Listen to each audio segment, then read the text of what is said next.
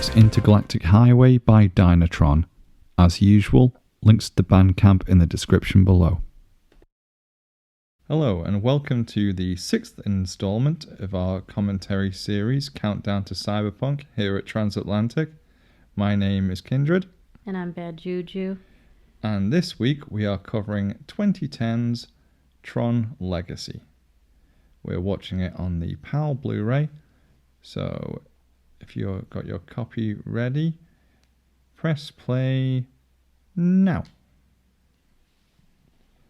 Okay. So yeah, I saw this at the cinema when it came out. You didn't, did you? No, I did not. Because I remember I didn't see an awful lot about it. I didn't even see it on bootleg. I'm not supposed to say that. Oh, wow. But no, I don't know. It's a phase when I was still kind of going to the cinema more often.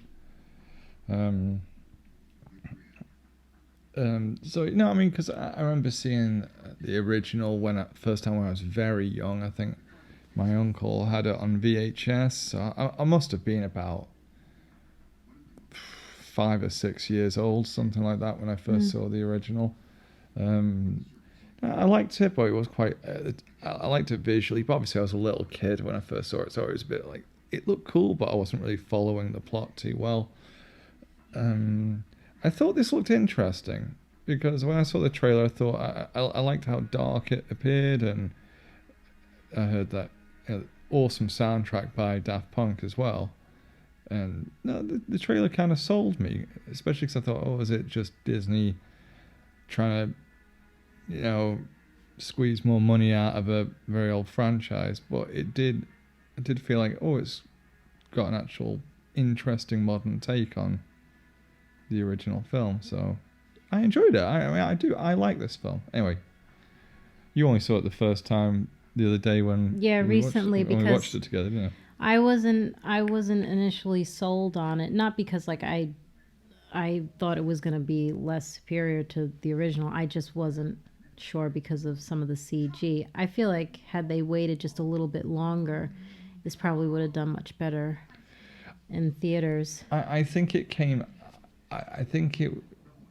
The timing was a bit iffy, just because 2010. I mean, by then what did we have? I mean, obviously it's the early days of the MCU, really, because you had Iron Man come out. What else was out in 2010? Because I don't think Captain America: First Avenger, that wasn't until 2011, was it?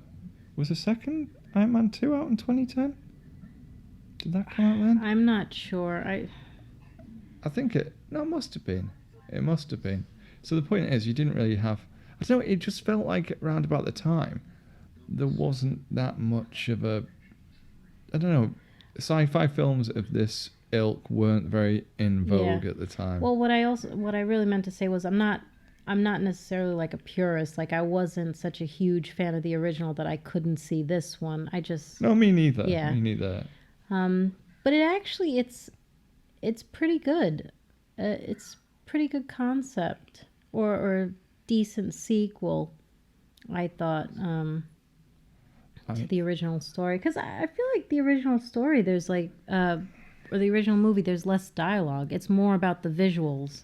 Well, yeah, it was kind of. I mean, it wasn't just, but it was kind of a concept film back in '82. Because I mean, you had obviously very basic CG.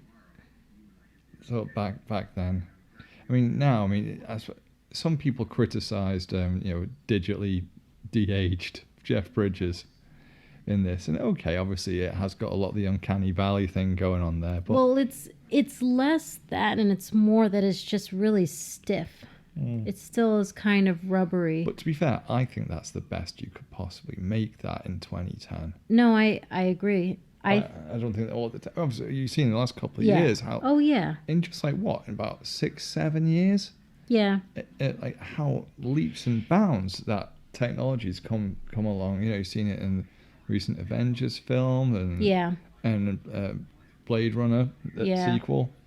Where they made Sean Young. I mean, okay, that was still like a little bit, but it's just it's mad how things progress. I think even now, if they went back in and they digitally touched up this film, the rendering that they could do over that face to make it look less, kind of. Well, a bit more textured, a bit less sort of smoothed over. But again, I mean, I'm not going to hate on it for that, because I genuinely believe that circa 2010, you're not going to get better than that, really. I think it was just bad timing. It's like the same thing with a lot of games that came out in 2010 that I really loved that didn't do well. And then why do other games do much better that I feel like that they had, less of a story, and even the graphics were like, Well, the problem is, right, at the end of the day, timing's everything. Well, I compare this with Blade Runner, right? In the sense that, actually, the original Tron came out the same year as the original Blade Runner. And there was actually obviously even longer time between Blade Runner and Blade Runner 2049. But the problem is, the distinction is, although the original Tron has a lot of fans and it is a cult film, not on the level of the original Blade Runner, it doesn't. Sure. And so you were never going to create hype on a par for a sequel nearly 3 decades later with this than you would with Blade Runner. Then again, though, I mean, look at the visuals and look at the fact that they got Daft Punk to do the score. So, I mean, if you look at it in action, it's actually really well done. No, I will defend this film completely, because it's got quite I think it got kind of sort of mixed reviews. I think it's a genuinely good film. And I remember walking out of the cinema really after feeling like I really enjoyed it. And so, no, I mean, I'll defend this. He's got a Ducati. There you go. God, you and Ducatis. I like them. They're cool. They're nice bikes, yeah. But, no, I mean, I like the way it was filmed. I like how dark it is. I think they could have easily made this some schmaltzy family Disney crap. And they didn't. I think it's got legit sort of mature themes, and no, I enjoy it. I mean, like, I will defend this film to people. That's funny. That feels a little bit like THX. I don't know if that was intentional. I just felt like it was. Yeah. In what way? Well, because the cop, the way that he looked on the bike and everything. I don't I think that was a nod. You think so? I don't know. So yeah, Vancouver, classic city for. We wanted to look American-esque, but we don't want to pay that much money. Also slightly looks like the East Side in New York. Everything's about you. No, I'm joking. You're right. Goddamn right it is. But Garrett Hedlund, who kind of from the mid-ish 2000s to I don't know, kind of got a few gigs mostly between sort of 2007 to 2012, that kind of era. Like, he's all right, but I don't want to be too down on him, but he just kind of strike me as... He's this generation's Jeremy Sisto. It's a good shout, that, actually. Put him in the remake of Clueless, just dye his hair brown. There you go. There is a striking resemblance, isn't it? But, I got him confused with what's his name in Logan. I thought they were the same person. With oh god, the guy who plays Pierce. I've forgotten his name. Guy who's Are you sure that's not the same actor? No, it's not. I forgot his name. The guy who's also in The Disastrous, The Predator. Oh no. I still haven't seen that yet. I don't think I should. Don't. Put it this way, right? I watched that round about the same time I saw Venom. Yeah. And people were just, hating on Venom. And don't get me wrong, it's not a particularly good film. But it's kind of like... Is it just slightly dull? No, it's a bit misguided. I don't really... It was like... It felt like it was getting made for the sake of it being made. Right.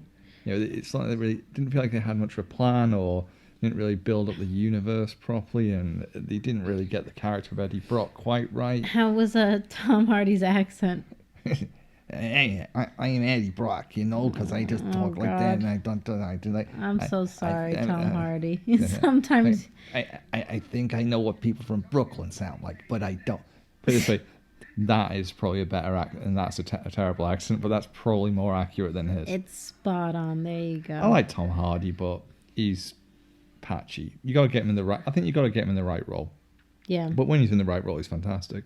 Anyway, no, Garrett Hedlund kind of falls under like that kind of that white guy actor. Like I think, do you reckon he belongs in the same club as, Jai Courtney. Jai Courtney, and who else do we put in that Sam club? Worthington. Sam Worthington and oh god, redeemed slightly with Altered Carbon, but RoboCop remake. Oh yeah, Joel Kinnaman. I think Joel might have actually redeemed himself slightly, although when he kept saying "Holy Christ" and RoboCop, oh my god. No, we're not talking about the RoboCop remake because we'll end up just bitching. It's really weird how they had like Mr. Murphy there, and it kind of like I couldn't remember. It's been a while since I'd seen this compared to the last time I saw it with you. Yeah. Before then, and I kept thinking, does he have a bigger role in this? And he just doesn't. No, it's just weird. He's just there as like some like bit part. I just don't really get why they got, because he kind of could have got anyone to do that role. Right. Is it one of those things he's like, actually, I'm really a huge fan of Tron. Can I be in this film? And they said, yeah, for you, Killing, because, maybe you were in that movie Once Upon a Time that was kind of popular for a bit. No, he's got a solid career now. No, he's a very good actor. It is just weird that he's just kind of there. I can remember watching this scene though and feeling like, because he's doing all the counter hacking in a bit. So I remember watching the scene thinking like he was gonna kind of be more prominent in this film further down the line, like some kind of corporate he plays anti-Sam kind of thing. Yeah, he definitely plays like a douchey hipster well. Like Silicon Valley.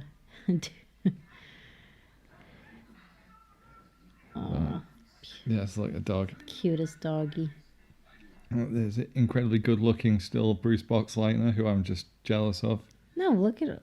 He's got amazing head of hair. He looks fantastic. Yeah. Like I kept banging on about it. Like if I can look like Bruce Boxleitner does that at his age, I'll be more than happy. Well, so far so good. Well, he just jinxed it. It's all going downhill from there.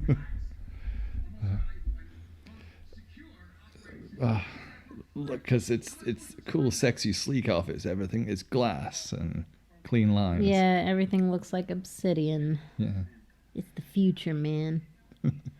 Well, my one criticism of this, though, because like when he got, when his dad went missing, right, Flynn, why in 1989 you have this slick sort of look? Like, did it upgrade in like what?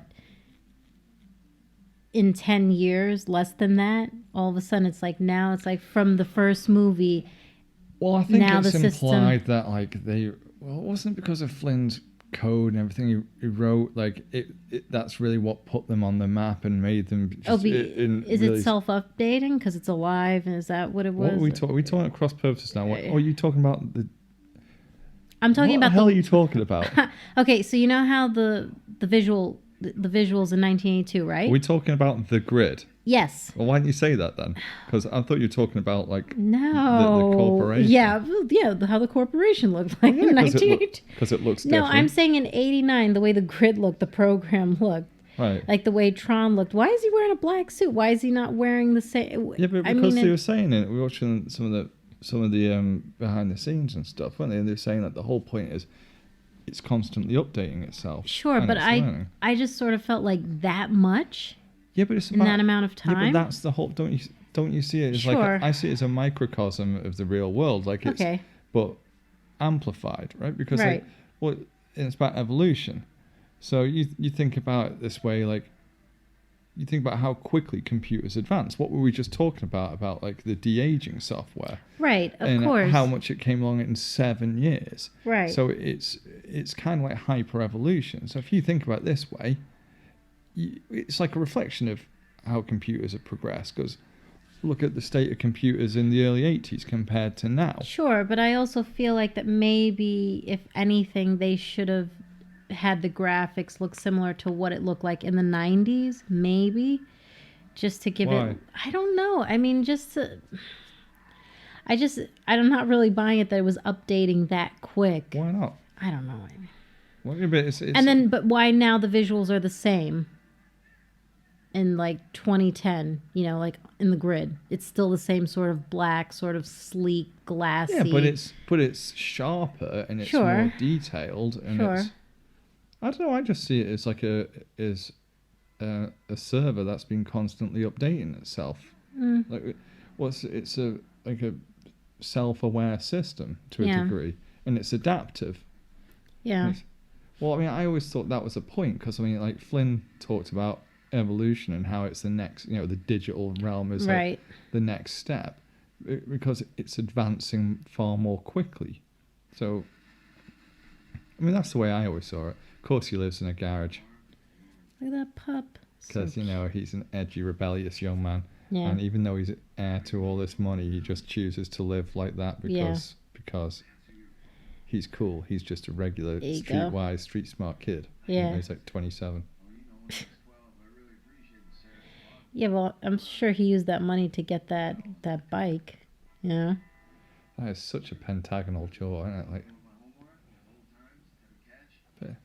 bet he could eat a banana sideways. Steve Tyler mouth. Or he could eat a Toblerone. Wouldn't even have to get Bruce Boxlight to break its back with a toothbrush. We're not talking about small Toblerones there, Juju. We're talking medium-sized Toblerones. Oh. Obligatory from left field Alan Partridge reference. Had to get Bruce Boxlight to break its back with a toothbrush. Oh. On an Alan Partridge note, I was just thinking about some Star Trek stuff earlier, and I thought I want to see like a Klingon Alan Partridge, Alan Kaplarpridge. There, sir, I pierced my foot on a duck tag. I'm sure there's at least 3 people who'd watch that. Alan Kaplarpridge. That's a crossover I definitely want to see. Make it happen. Steve Coogan, come on. a lone warrior gets accidentally on a trip come back to Konos, gets sucked through a wormhole and ends up in like 90s Norwich. He's got to find his way back home. Meanwhile, masquerading as a well, actually, we have to be like late 90s, early 2000s, masquerading as a local radio host. With hilarious and disastrous consequences. So what do you think of Coors beer? Because he's drinking that right now. You guys have made worse beer. It's not as bad as Budweiser. What about Michelob? Did you like that? Yeah, it's all right. Yeah, it's all right. I mean, it's a good light beer. It's okay. I mean, it's kind of barbecue beer, isn't it? Yeah. It's sort of like. And you got to drink it super cold. Yeah. too. Oh God. Yeah, you do, because otherwise, I mean, you can't get away with drinking that anything less than if it's anything higher than about 2 degrees or something. One of the few wheat beers I could still drink, and it doesn't bother me too much because I got a problem. Got plenty. I got 99 problems. But a Toblerone ain't one. I'm just thinking of that. just imagine Garrett Hedlund with a horizontal Toblerone stuck in his mouth. Yeah, I guarantee he could definitely fit that in his mouth. What's like, dude? Why are you living it? I know it's supposed to be kind of edgy and alternative, but that's gonna be really cold. You can't live in a garage like that. There's like no insulation in the walls or anything. You'd be freezing. But if it's California, right? Then it's always hot. One season. Is it California? I can't remember where it's supposed to be set. Might be. We forget. There'll be someone furiously writing at some point in the comments. I think you'll find that it took place in San Diego. And actually it was Los Angeles. I was like, I don't care. American town. Generic American town. See, that Springfield. There you go, in like, what, 30 years nearly. That place has never been broken into. But someone's still been paying the electricity bills. My question is, I'm always curious how they actually set dress stuff like this. Like, what do they use for cobweb? Are they using cotton? Are they using what are they using for dust? I Things like like the that. way you think about the most important things. It's not that important, but it's important to me. Thank you very much. So yeah, no one's been squatting in here or anything. Everything's still fine. So, No, but it does look believable, right? Like oh sure. it's like lived in and then sort of, But what is kind of not. weird is it clearly closed down. They never sold it, Mhm. and these are like early '80s arcade games. Mostly that I see, which is not really stopping long enough for me to be able to Yeah. check. By the way, Tron basically just looks like Snake. It's like competitive Snake. Did they ever make an arcade game? I don't recall. I think they did. They made some on like the early home consoles. Mhm. I remember they made like discs of Tron, which was like an arcade, Yeah. Xbox Live arcade game. I never played it. I think there might have been another Tron game for that generation again, but I don't think they sold particularly well because again, came out at a weird time. I think did it come out around the time this film came out? I'm not sure. Don't remember. See, that to me, I just think sort of creepy hostel dungeon there. That's what that says to Right. me. We're expecting to find like loads of bodies. Yeah, and then it just goes right back into place. It does actually look like a crypt. It doesn't really look like it's a like a an old basement. bomb shelter or Yeah. something. Actually, maybe that's what it is. We actually have a bunch of those in my neighborhood. Yeah. Like a lot of the buildings have it. Yeah. Well, I mean, actually, there's one near my parents' house. Obviously, it's World War II. Did everybody go there when the flood happened? What? Go further underground with the Yeah. flood? Yeah. Yeah, that'd be wise.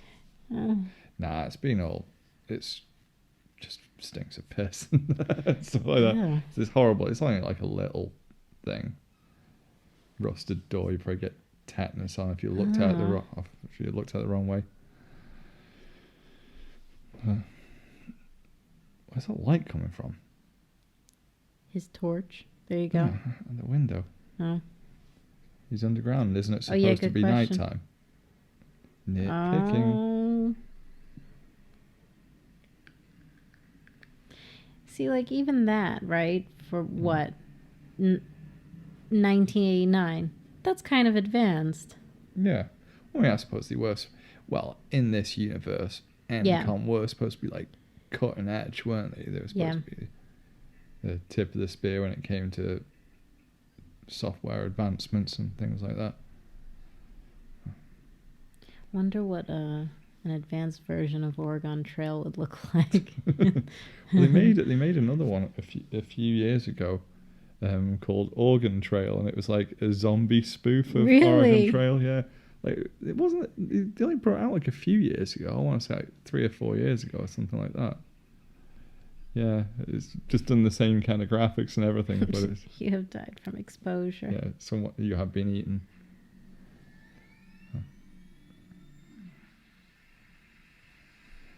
See, how does that just digitize him? And that Right. Because I can't remember with the first one. How did they ever say how it works? That I couldn't tell you. Because it been a while. literally, because Sam's not there anymore, so it's not like it's his avatar and he's sat there. Right, Is he's it? actually in this world. Yeah. So it is like it's transmuting sort of organic matter into digital information. But that's also assuming that digital information could be like, in that world, it's like 3D or it's solid, right? I mean, it's supposed to be some kind of like turn into some kind of hard light hologram Yeah. or something. Unless you're going to get one of those people. It's simulation theory. I'll get into that. Hexagons, the favourite shape of the cyberpunk universe. It's because it's like a hive.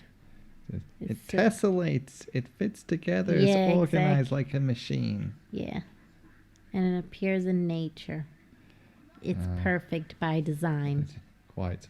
There you go. That almost sounded a little bit intelligent there between the two of us. Because we're not very coherent. I wouldn't say so. Well, you more so than me. There are only 4 colours on the grid.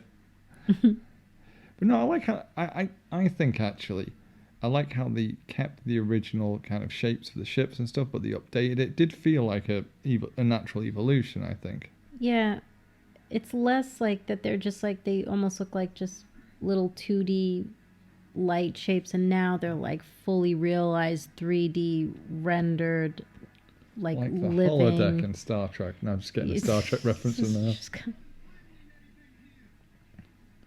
They've just all gone clubbing, haven't they? It just looks like they've just been arrested after a night out in some kind of like... Yeah, everything everyone's looks gone like... been dubstepping. It's like urban goth. Yeah. Oh, God, what was that name? It was some like goth ninja, or it was some kind of style where just people look bloody ridiculous. Well... It was popular about a dozen years ago. I can't remember. I mean, well, not white, not mainstream popular, but I mean, like, yeah, it kind of like came up as a sort of niche thing. I don't know. I don't know what I'm talking about. It's great that on a commentary. Just bring something else. Like, I remember something. Like, can't remember what it was. You mean like in fashion, or? Yeah. Oh, okay. Well, I mean, a lot of this stuff is like inspired by Rick Owens and Gareth Pugh. I don't even know if that's how you say Gareth's name correctly, but yeah. How's it spelled? P-U-G-H? Yes. Yeah, it's Pugh. Okay. I was right.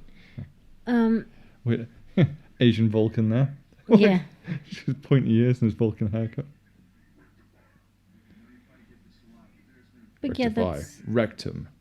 Toblerone treatment. Games. Shove a Toblerone in your mouth. It's like, yes, looked out. Quite impressive. Toblerone packing. Garrett really had to work hard for this role. He studied a lot of squirrels and hamsters and other food storing rodents to really... He went full method. He lived in a tree for a bit. Every day he'd be puking up acorns. The kid was committed.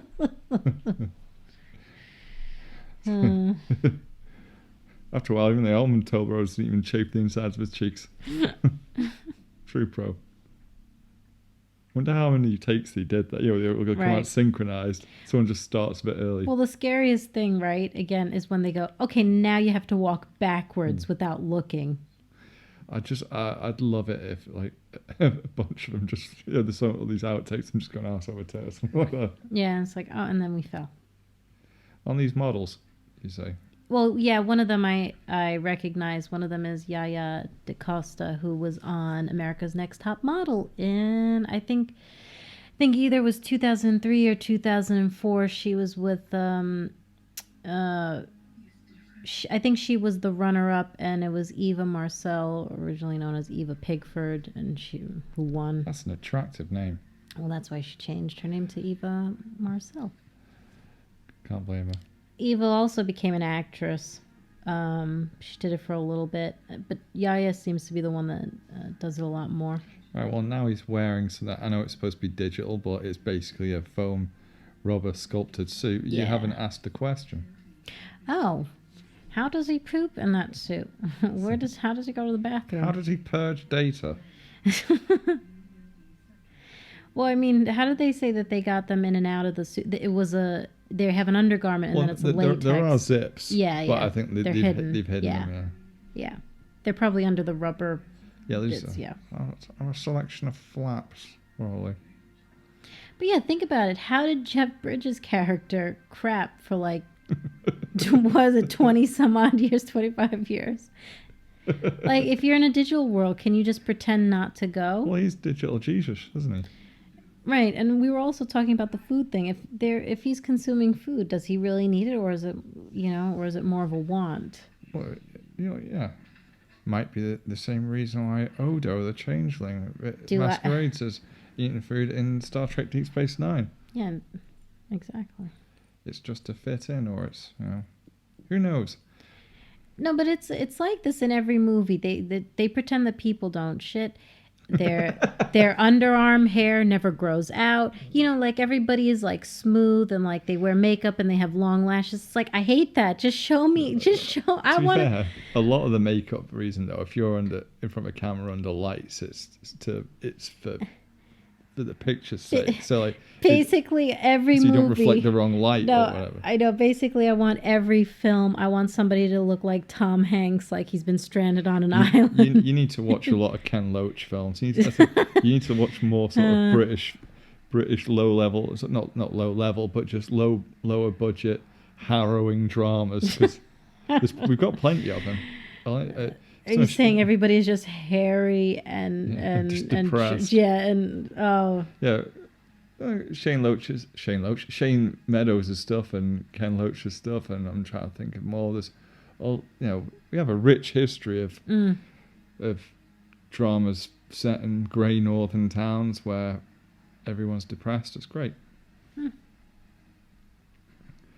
So this is kind of, if you think about it, this is just sort of like Death Pong, isn't it? This game, really. Well, actually, it was inspired by Pong, the original Tron. That's where the concept came from. Steven Lisberg, is it his name? The original director. Yeah. I like the glass and the metal. I like the clean lines in it. I think it's because actually because I think it's where the CG looks great in it because there isn't a lot of minute detail because everything is quite smooth and sharp. You can don't get me wrong, there's plenty of decent quality CG around in 2010, but I think they're not having to do loads of. I'm trying to think of what I'm trying to say, but lots of really little minor details on people's faces, because all the surfaces are very smooth and plain and flat. It makes it easier. Yeah, I think to, but still at the same time looks very impressive. Well, I feel like in games too, like the subsurface scattering, and like I feel like textures got really like glass, water, metal. Well, water and fire effects are great now, and like even some of those like robots that they have in film, it just looks so good. It's kind of hard to. Well, I mean, we kind of went over this before, didn't we? But I mean, I genuinely. CG has its place. Yeah. I still think it's got some way to go yet before it feels truly sort of tactile. I mean, I don't know why this springs to mind, but I think this is pretty close though here. Oh no, but you're in a computer world, so it works because it's not the real world. That's why I think it works. It's supposed to have that sense of otherness to it. And it's a world of high contrast, of light and dark, of metal and glass, and it's supposed to be. It's not supposed to be the real world, which is why it works. I mean, actually, this would be one of the few films where actually I think you'd say it would definitely suffer more having practical sets. Because it would perhaps seem too grounded, and the whole point about Tron is it's supposed to be fantastical and digital simulated world. Where do they get the name Rinsler from? I assume that's supposed to be Tron. Yeah. The old "you gotta be kidding me" line. Even these wiry balls are all glowy. Oh, pardon. Yeah, I got 2 frisbees. It was like the 90s cool frisbee, which was like the sort of the Hollywood. What did you call those?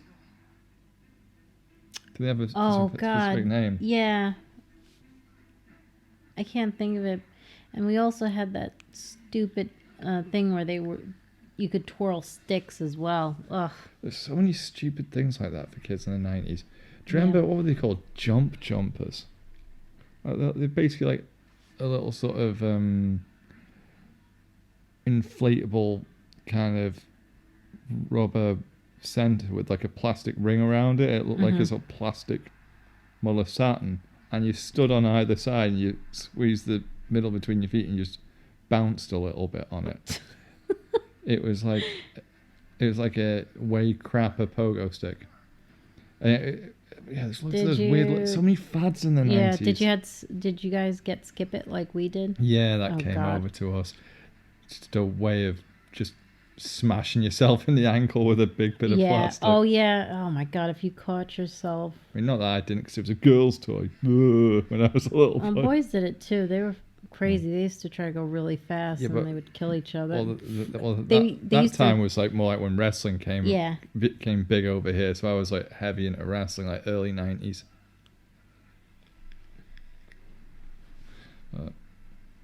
I'm kind of a bit unclear as how injuries work on this. Because you get hit by a disc and you get turned to pixels. Right.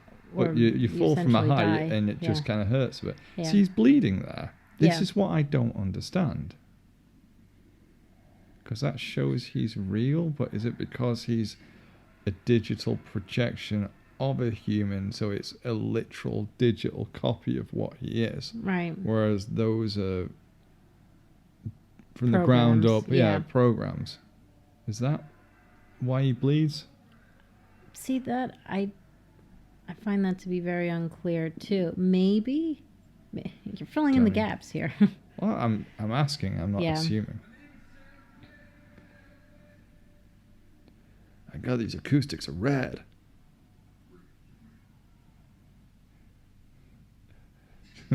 Disco Darth Vader. I'm glad they kind of got rid of that fairly soon after, because it does have like a weird sort of neon Star Wars feel to it, like, doesn't it, this bit? Look at my sweet glowy threads. I have an asymmetrical cape on. It's rad. Oh my God, Dad, it's you from the 80s with your weird plastic face. My stomach's growling. Look at you, man. He's the dude. How did you get in here? I'm the walrus. Shut up, Donnie. I'm the walrus.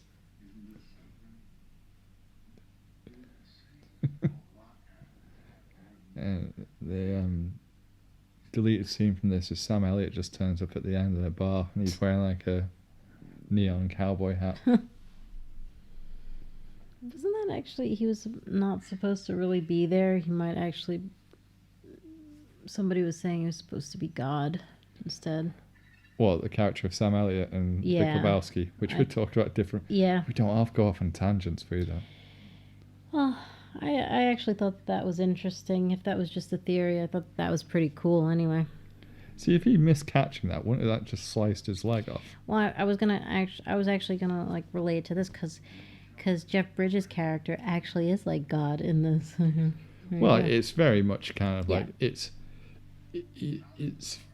God and the devil and his, well, because the character of Clue was created by Kevin. Well, by Clue Flynn. too. Well, yeah, was created by him. So it's very much like a Lucifer God type situation where, I mean, it's pretty obvious. It's a bit on the nose, really, because you see Jeff Bridges in it, the real one, the real Flynn. And he's there wearing, like, robes, looking like a cult lead, like wearing white robes, because that's what you do. If you could wear anything, I'm just going to walk around in a robe. Yeah. And then, so obviously he created Clue, just like God created Lucifer, and he was his favourite sort of, well, digital son in this case. And he rebelled against him, sort of thing. Yeah. And it's not that. It's pretty sort of. He got a bit jelly of Tron. That's essentially what it was. Yeah. Did you just do the film? Did you just do the movie theatre thing? Yeah. You did a yawn and put your arm around my arm around me. Yeah. That's slick. Doesn't really work when you're several inches short. No, I know. I'm really tiny. My arm doesn't totally fit all the way around. Pointing up. So I imagine, like, couldn't you just rob someone's disc off the back and shiv them in the back with it? Right. One of Disney's original policies at the time, the no gun policy, so that's why they have discs or frisbees instead. Killer frisbees.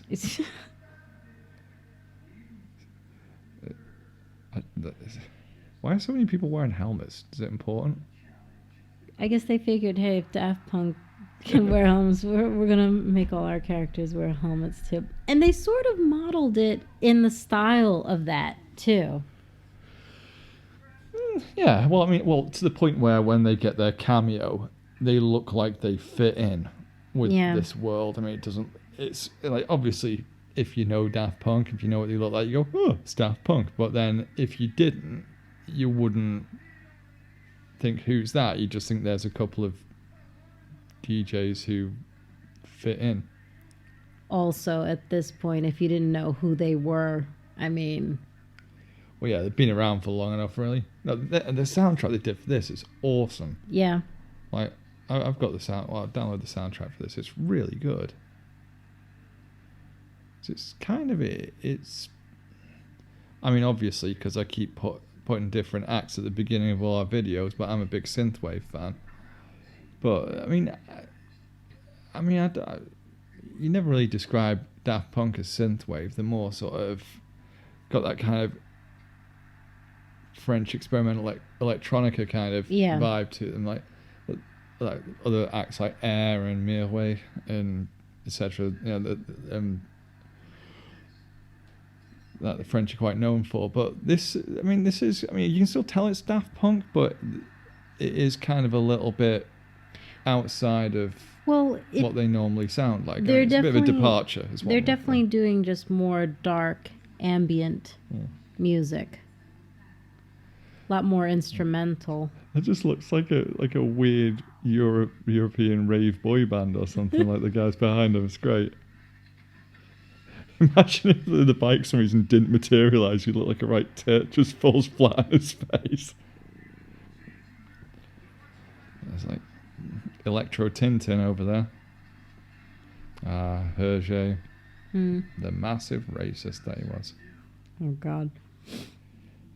Again, they should have had him fall on his face. It would have been funny. I mean, do you really have to kind of jump on it like that? I mean, what if you get the angle wrong? What if you really bang your nads? But it's digital, Ghoulie, so why? Bang your digi-nads.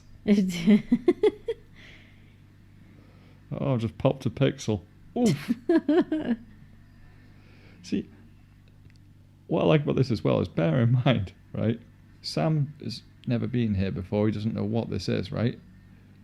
So if I was him, I'd be like, what's the objective of this? Because no one's explained the rules. Right.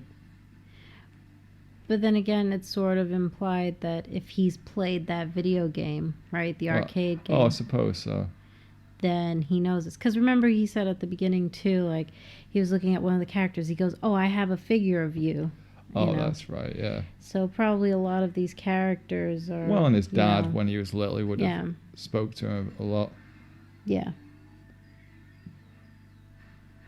But it just kind of seems like basically you've got weird laser trail leaving bikes that, what is it, the last one alive wins or something? Yeah, that's what it seems like. General rules. Don't think about it too much. It just looks cool. It does look cool, though. Mainly, like, it seems like you have to knock other players off the board or whatever. Smashing pits. It's kind of like futuristic Road Rash. Do you ever play Road Rash? Nope. Oh, quality 90s game. So you had a Mega Drive / Genesis. Yeah, so his response was to just scream at him. But, because Road Rash was just like a motorbike racing game, but you could, like, punch the other guys off the bikes and pick up weapons and, like, just... knock them off with baseball bats and stuff like that. And you could upgrade your bike over races. I wonder, because I didn't think about this before, like when we were watching Akira.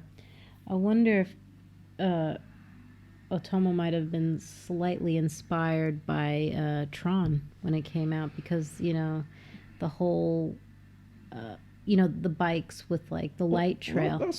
Yeah. Because when he started drawing...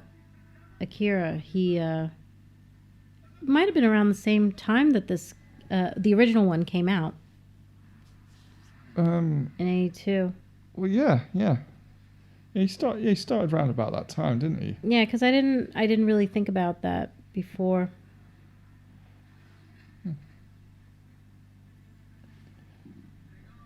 See, I gotta say, like, cause you didn't see it at cinema, I saw it, I think, at the IMAX in 3D, which I'm not normally a fan of watching films in 3D because usually the post production's given some really crappy studio, and they don't do a good job of it, and it's just a way of the cinema to squeeze a few more quid out of you.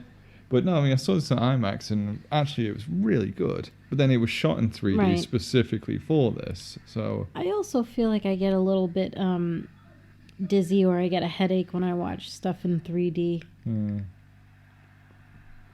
Well, most of the time anyway, when it comes to 3D, it's a gimmick. And actually, whenever something's shot in 3D, a lot of the time, it just shows you, I don't know, better sense of like depth of field. Really, it's not as much like, whoa, it's coming right out at me or anything like that. And the thing is, people keep forgetting that, you know, it's been around since the early 20th century. Yeah. And there's a reason.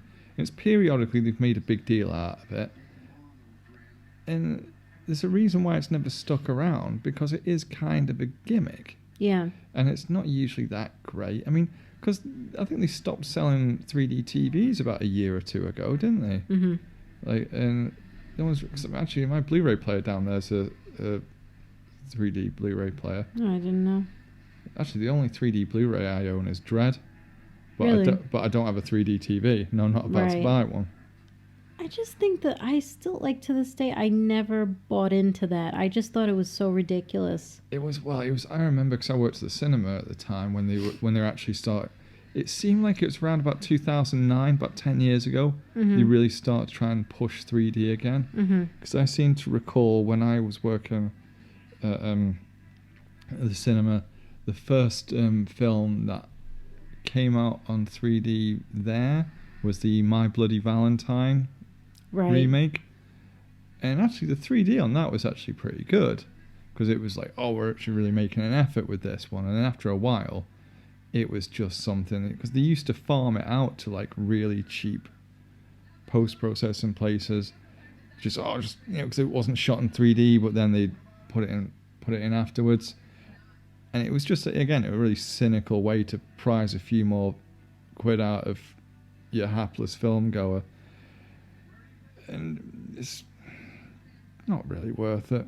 I mean, they started doing, I know it's a lot of customers, you know, you say to them, like, do you watch it in 3D? At first everyone was like, oh yeah, that'd be cool. Yeah, now and slowly then they'd like, watched a couple of films in 3D and gone, actually it's kind of crap and it's more expensive. And well, and like I'm sure most people found, like the same way that I did, it hurts your head. It doesn't feel comfortable, especially a 3-hour film. Yeah, it does mess with you a bit. You have glasses that are sitting on your nose bridge, and you're like, especially if you already have to wear glasses, so you're wearing glasses on top of glasses. I'm trying to think, the last 3D film I saw might have been Guardians. Might have been the first one, though. Of the Galaxy. Yeah. Not the Russian superhero film that came out, which I still kind of want to watch, even though it looks terrible. But I like the idea of a werebear with a minigun, because that just looks awesome. Heard it was proper ropey, though, but I still kind of want to watch it. I do love the way this is shot, and I mean, aesthetically, I love the costumes. I love the way people look. I love like the set dressing. I mean, this is a bit on the nose. He's got like prayer beads wrapped around his wrist. It's like, but actually, it makes it look like he's kind of more going for a bit more of a Buddhist angle here, don't you? With Flynn, you gonna stop yawning? Starting to think we're gonna make it through this. Jesus Christ. But yeah, it's a bit like, see, I'm just hearing my floaty particle. If you give away the behind the scenes details, then people know. Well, people know that it's really hard watching a film with you. It's not hard watching a film. I just happen to be yawning. That's all. For the last 25 minutes. You dick. What's all this about? It's like I'm on my reverse gravity particle floaty pad for meditation. I don't know. Maybe it's I don't know, regenerating him, or it's doing something. Regenerating him. I don't know. You know, like it's like his spa treatment. I don't.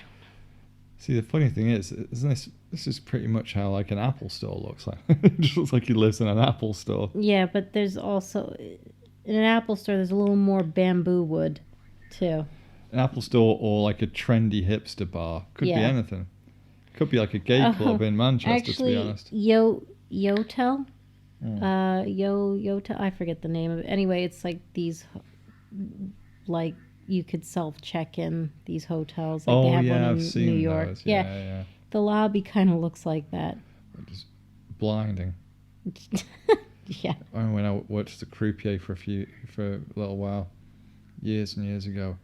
It was so bright in there. I mean, that's what did my eyes in. It was just permanently bright, especially when you're really tired. You have to do a night shift and it's lit up like. And now you're slightly blind. Slightly long-sighted.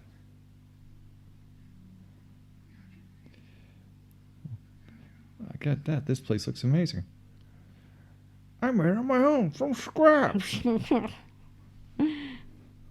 Kevin Flynn made his Apple Store condo from nothing but digital scraps. Olivia Wilde, never a convincing wig. Is that a wig? Or it looks like it to me.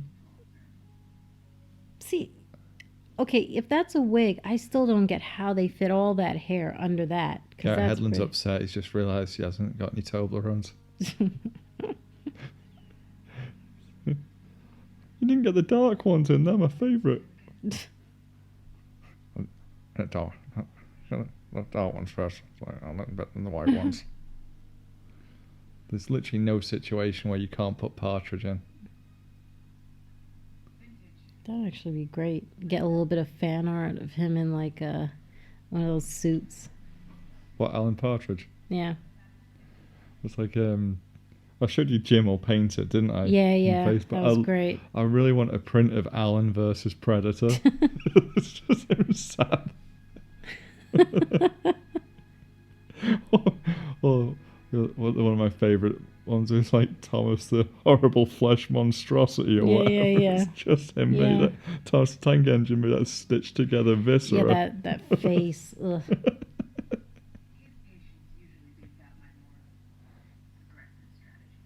See, where did he get the books from? Well, that's what I was thinking too. Did he remember all that, or did he? He remembered all of them. He recreated from memory. Or he just had a lot of the info stored in That said, though, it did say that he'd gone back and forth a bit. Yeah, that's what I mean. He probably digitized all these books. He probably brought a few in with him. Like, how much you want to bet Clue didn't read any of those books? Just looked at the picture. It was just like, I'm gonna build a perfect world.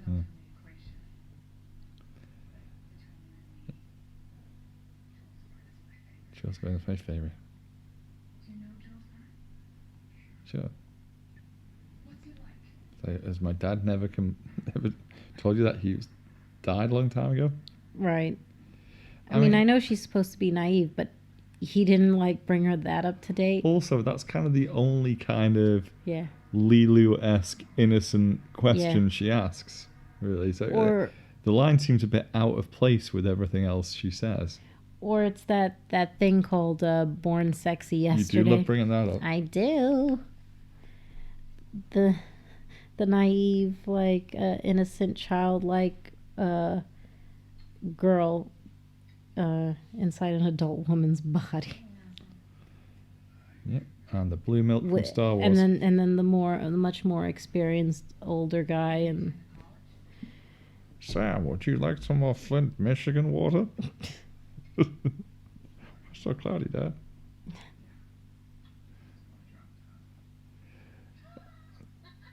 They got like a suckling pig. Though. Yeah, exactly. And is this what, like a Star Trek replicator? What?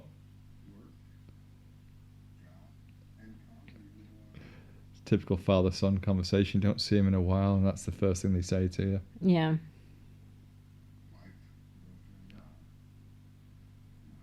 God dog. Oh, Sam, I'm not sure if I approve of you into that kind of thing. Oh my God.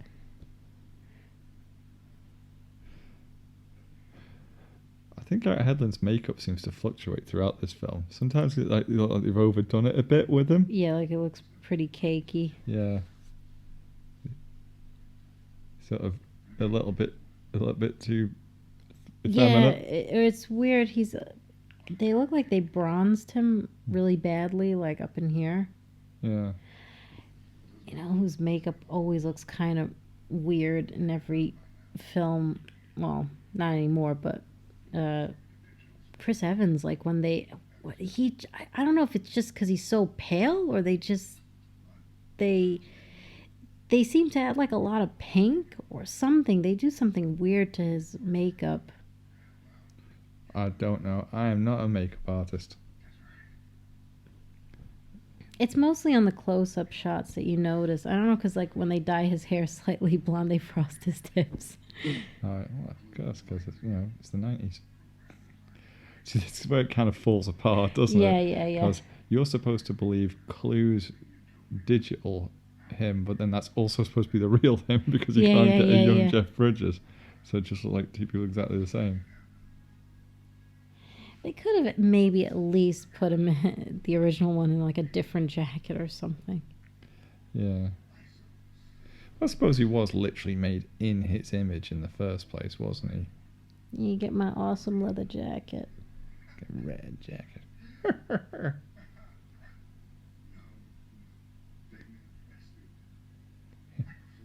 They just did. They just turned up. It went poof. That's the writer's way of going, I don't know that much how computers work, so I'm just going to say they turned up one day. Well, no, it's a singularity, right? Is that what that's supposed to, Yeah, they just showed up one day. You had grown people, little people. What do you... With no hair, though. Right. Pretty neat subdermal LED tattoos. Yeah. I mean, I'm joking because I love the way this is. This visually, I think, is fantastic. I just think it's one of those things people either you like it or you didn't. I mean, like we said before, I just don't think it was the right time. No, because, I mean, I bet you anything, if this came out now, people go nuts for it. Well, this cyberpunk and sci-fi is kind of... I mean, it's never really gone away, but this kind of specific subgenre, this theme, I think would be... Yeah. Well, wouldn't even have to be now. Even if they brought it out 3 or 4 years ago, I reckon it'd still have done better at the box office. I think they didn't really know how to market it properly either. And I mean, again, I've seen the original as of you, and you could make a criticism that they perhaps don't do enough to explain what happened previously in this film. So, to be honest, I think if I'd seen this at the cinema, and I'd never seen the original Tron, and I didn't know at all what it was about, right? I think I'd find this a bit confusing.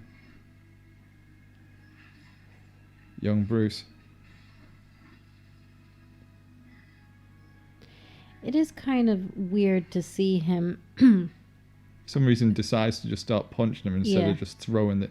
He's got his back to him and just could have like cut him in half with his disc. Did they ever say what happened to the female avatar and actress as well? Because I find that...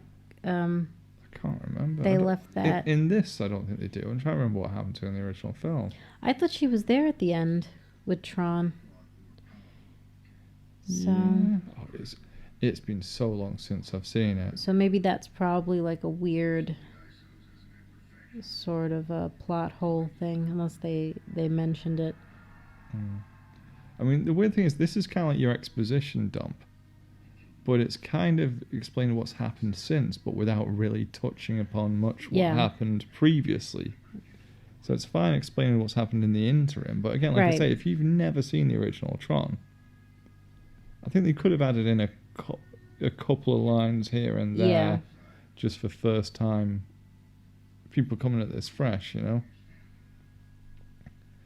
I mean, I can't remember the advertising campaign for it, but I don't think they pushed it that hard. I know either. that they were really trying to sell everybody on the fact that like Daft Punk was, again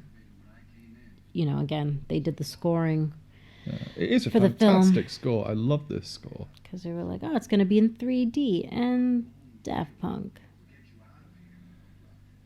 Yeah. And now you got your ticking clock scenario, which, Yeah. Any writer will tell you is worth its weight in gold. How am I going to move this plot along? Yourself a ticking clock. That's what you need. Well, it's just like a game. Those amazing games where it's like you have to get this this treasure or gem or something, and Well, they've used that in film for ages. Well, Yeah. to be honest, I've done that before in my writing. I've got that scenario in my screenplay. Mm. Why do they have to get to there by this point? Because they do, otherwise this will happen. Okay. Now you don't have to worry about pacing issues anymore.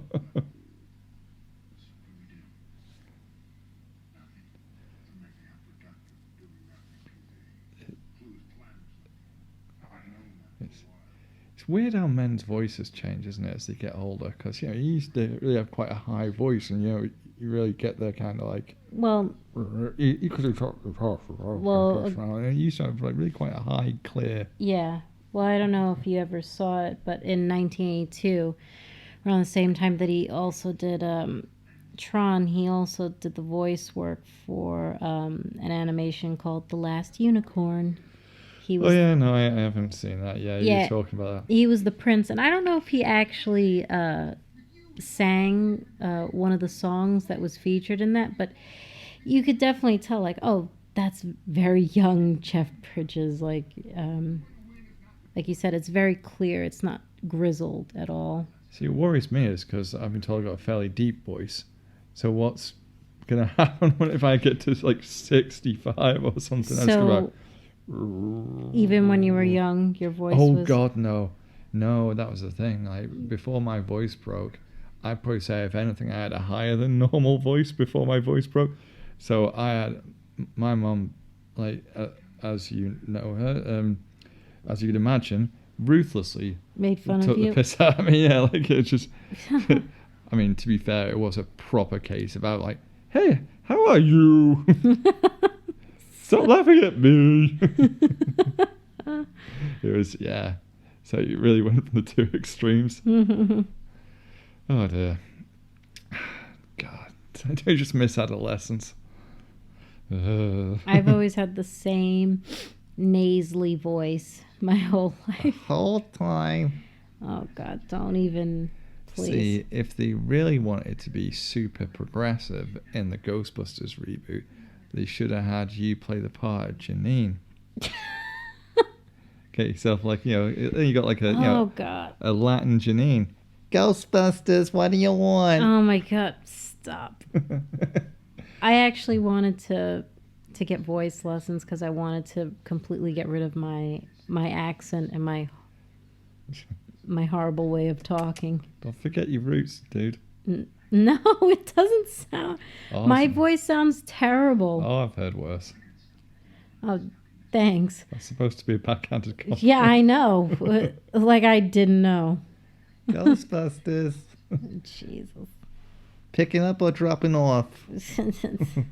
But Chris Hemsworth beat you to it. I know. By being incredibly progressive, playing a handsome young man who is the object of female lust, and he's also really stupid as well. So, good-looking people are stupid. So, that's progressive. I did like how he was kind of channeling Jeff Bridges in the last Avengers film. That was cool. It was, but that was so on their nose. No, it totally was. You literally got Downey Jr. going, Lebowski. Like, oh, God. And I bet you thought that was really funny as well. I'm like, yeah, it's like, what? It doesn't need to be said. That was clearly in the forefront of everyone's mind when they saw him wearing a cardigan with long hair and a gut and shades on. Yeah. Like, obviously. Well, obviously he can't really do a Jeff Bridges, but I did appreciate it. Their There was actually a character that I drew that was kind of channeling that in one of the. What, Fat Thor? No, no, it was a different character, but What, Jeff Lebowski? yeah, it was channeling that particular character. But I think it was Merlin actually. So. The Wizard Abides. I know Walrus. Not getting sidetracked into the Big Lebowski because I could talk about that for hours. I was trying to bring it back just a little bit, really in.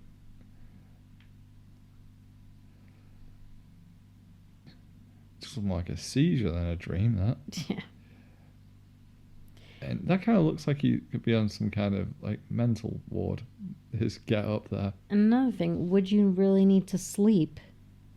You know? Well, yeah, because here's the thing. On the one hand, it's like they're trying to say, hey, it's just like reality, only you're just kind of digital instead. Right, because then they do the whole thing, what is real? Yeah. But then on the other hand, it doesn't really seem to work like that either.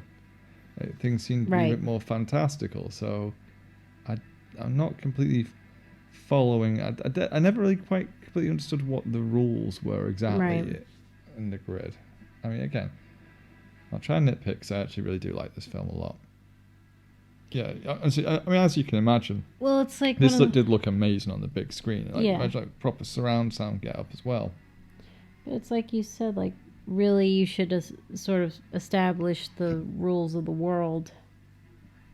Well, I think yeah. One mistake I would say about this is, I think they assume too much that people watching this would have seen the first one. Like everybody watching this would have seen the first one. Yeah, when this did come out, they were kind of showing this. I mean, the original Tron on TV a lot more. Disco Anakin. Yeah. Oh my god, that's horrible. Yeah, no, I'm definitely not feeling that look. Yeah, that's not. It just kind of looks a bit goofy, doesn't it? Well, the shape of the hood is all wrong. It's very boxy. Yeah. There are a couple of bits in it where you go, on the one hand, I can tell you try to make it look like, how would this digital world look? On the other hand, there's bits where I was thinking, like, you're just trying to look cool there, aren't you? You're just clearly trying to, like, yeah, what look cool? Did that look cool? Yeah, that look cool. Do that. Why has he got, like, what's that Mexican, what's that game that a lot of Mexican guys play where you sort of, like, you got that thing on your arm and you sort of use it to throw the ball at people? Yeah, it's like a sort of scoop that's... Oh, yeah, I can't... It is a Mexican game, isn't it?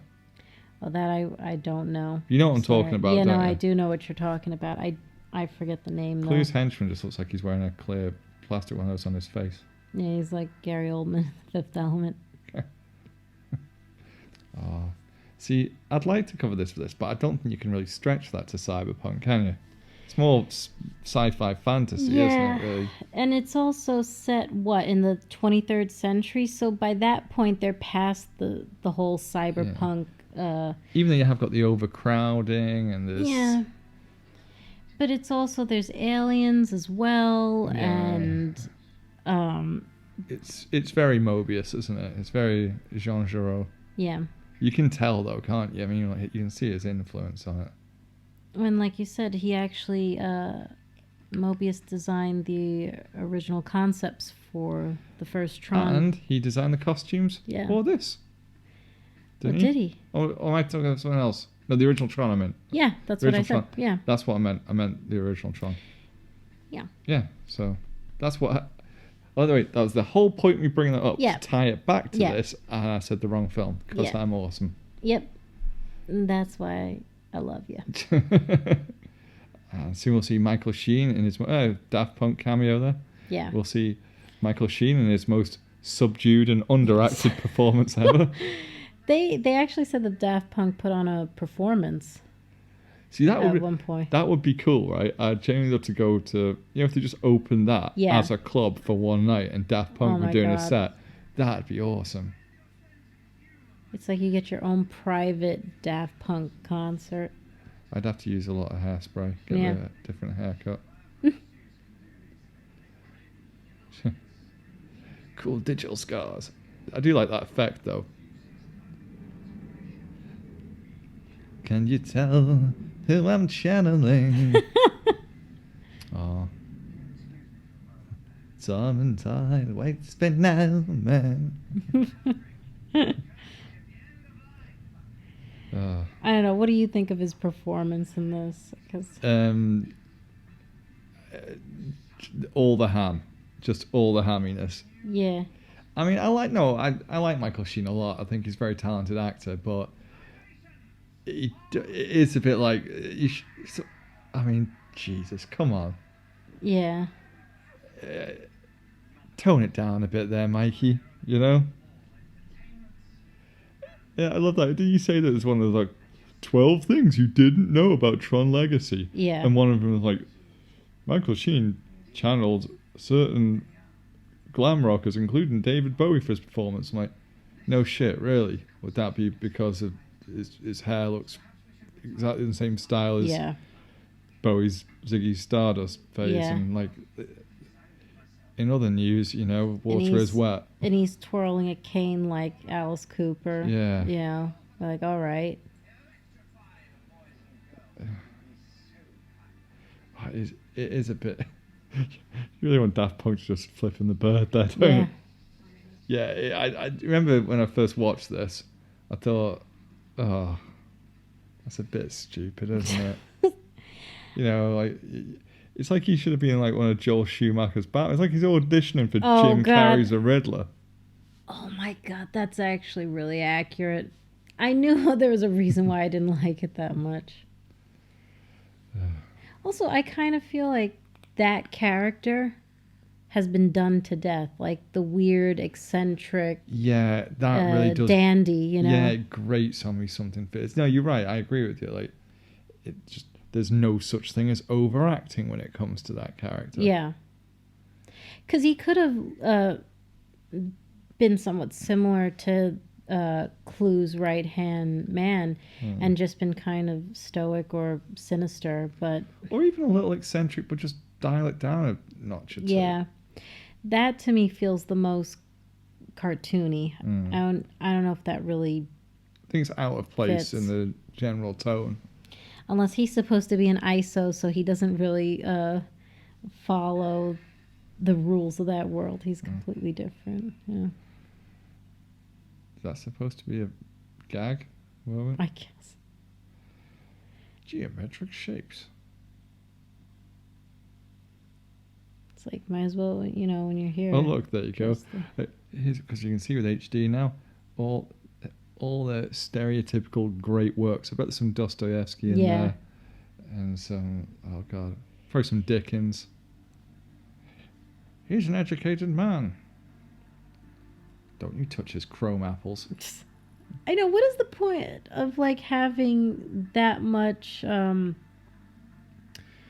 like decor like around the you know, like I can understand, okay, you're there, you've been trapped, and maybe you want to make it a little more homely, but I'd imagine you're so depressed that you can't leave. Well, that's the thing, right? You're living in a digital world away from your own people. You haven't seen the sun in 20 years. It's constantly dark and stormy skies. You probably feel massively suicidal. But, you know, I don't know, cheer yourself up. Have like a bowl full of chrome apples on a glass table. You know? Yeah. That'll keep the dark thoughts at bay. Knickknacks. See, I think maybe what they should have done with Clue is maybe they should have given him some kind of digital scar. Yeah. Because, you know, in that flashback, if you'd shown like Tron maybe wound him, cut him with one of the discs, because then you kind of got that thing that differentiates him. And then the fact he's got the CG face wouldn't seem quite as uncanny valley. Yeah. Because like you always got a digital looking face, but then he is a program, and you see that. Right. I mean, that's what I would have done. Just, kind of have that evil twin look about him, whether you normally give him a scar or a goatee beard. Or a mustache. Yeah. That's why I'm basically the evil twin of myself. I killed the real me. I'm mirror universe me. Right. That's why I've got the beard.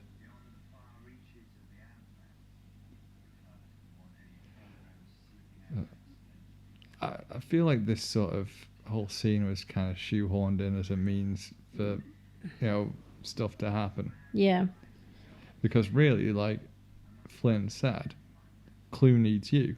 Mm-hmm. So just stay out of Clue's way, and then we'll find a way to get to Portal in the end. But as long as he can't leave the grid, Clue can't leave the grid. He's screwed. So as long as you stay out of his way, you can't get there. Right. At least that's what I thought anyway. Or he doesn't know where he is or something like that. I can't remember. Oh, really?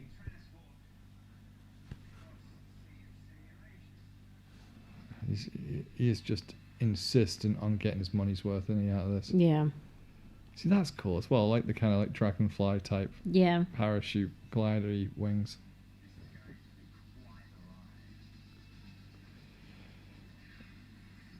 And like, why are they killing everyone as well? Right. See, it's kind of cool with the wings because they look a bit insectoid, like wasp-like, I think, with the helmets. Daft Punk don't care. People are getting killed, not bothered. Yeah, it's like, Just like, just change the tune. Sometimes I feel like the action is a little bit too slow. It's a bit Phantom Menace, isn't it? Yeah. With the lightsabers. It's a bit like... Well, that's the problem, though, isn't it? Where... when you're not... You find with a lot of actors who aren't really... I mean, oh, God. Stop it, Michael. Michael!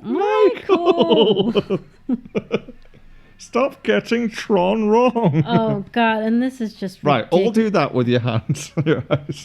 Stop getting Tron wrong.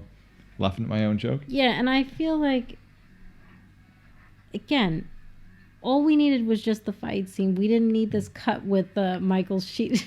Twatting about this Yeah. I mean, what's that about? I'm just like shooting light out the end of it because it's really confused. I mean, oh God, he's like Jared Leto jokering now, isn't he? Yeah. Obviously, do you reckon that's where he copied it from? Leto. But, like, what's the point in doing that as well? Because they know that they just chopped her arm off. I mean, that is kind of dumb.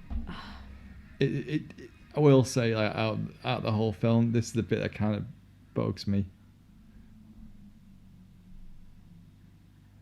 And nobody saw him walk in like that. Well, and then if he didn't drop down, why did he sort of like in that kneeling superhero landing position as well? Right. Oh my gosh, digital, Jesus. Oh, I best be off then.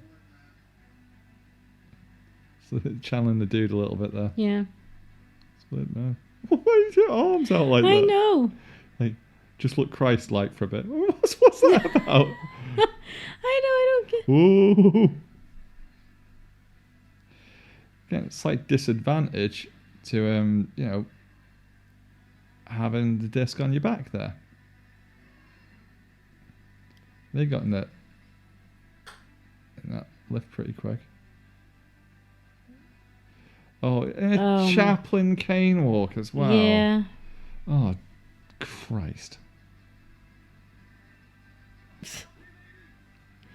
I didn't think that shot needed to linger that long with the camera right on Olivia Wilde's face. Vibrating. Yeah, it just looked like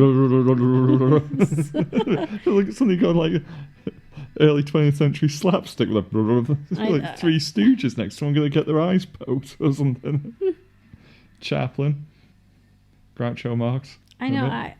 I still kind of wonder what is the point of Michael Sheen's character in this. Well, it is kind of just for exposition. But that's the thing, because he's written himself in the corner, hasn't he? Because really, if they just stayed there, and you know, he needs to be put in danger, so you need that conflict to happen. Right. It's like, do you remember? Do you remember the film? It's been like early 2000s, maybe 2001, 2, 3, something like that. Mm-hmm. Behind Enemy Lines with Owen Wilson and Gene Hackman. Okay. You know, you seen it? Mm-mm. Basically, I think it's U.S. pilot, you're in recon mission over Kosovo in the 90s, and gets shot down, and his pilot's dead. It's a 2-man crew, so he has to escape because I think he goes off track. He goes out the agreed flight space by accident, so he's behind enemy lines essentially when he gets shot down, and has to evade this bunch of the Serbian kill squad who are going after him, right? And Gene Hackman plays like this stern admiral trying to guide him back. And the whole thing's, you've got to evade and survive. We can't come for you, you know, because it's blah, blah, blah. You know, international treaties and stuff. Right. And so the whole film, he's running around, and these like soldiers are coming after him, trying to kill him, and he's narrowly evading them, and he ends up setting up some traps and kills the guy who kills his pilot and gets revenge and all that. That's based on a true story. Do you know what really happened? The guy got shot down. He was on his own. He didn't have a pilot. He was the pilot himself.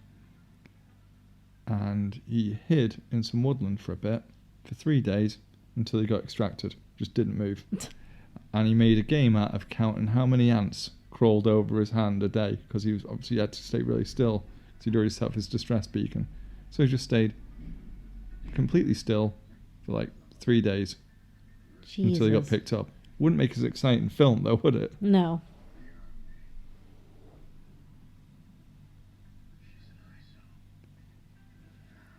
She's an ISO. ISO stupid as I... So stupid. Nice pun.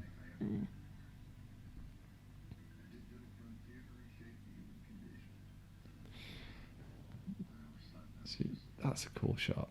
Well, in the original, it's not as... obviously it's not that detailed. It looks amazing in this. But I do like how they built on it, though. It does seem like a natural evolution of what was there originally. Yeah. Because I think it shows a lot of respect to the original. It does feel like it is the next step. Yeah. Because it would have been very easy to go nuts with this. And I actually think this is quite restrained.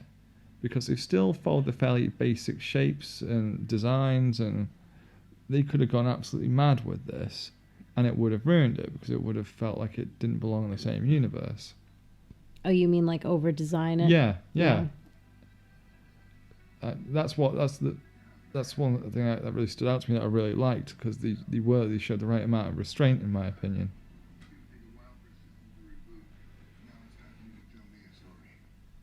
And we thought about turning your lights off, so it'd be harder to spot. Right. Just saying. Yeah, no.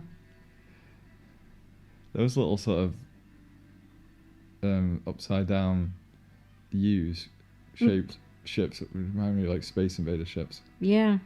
I wonder if that's where it came from, though. 'Cause when did Space Invaders come out as a game? Like 77, 78, something like that? Was it like part of one of the first arcade games? One of the first ones. I mean, look at his face. He's one of those actors, like I say, he's actually a very good actor.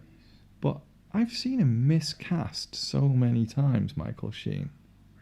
Like, I don't think he really worked in Underworld as his character, but then again, all those films are awful and nothing worked about those films. Yeah. You're going to just keep making them the same way that they're just going to keep making Resident Evil films. Almost like Len Wiseman is basically a less successful Paul W.S. Anderson, which is possibly one of the most insulting things you could say to a film director.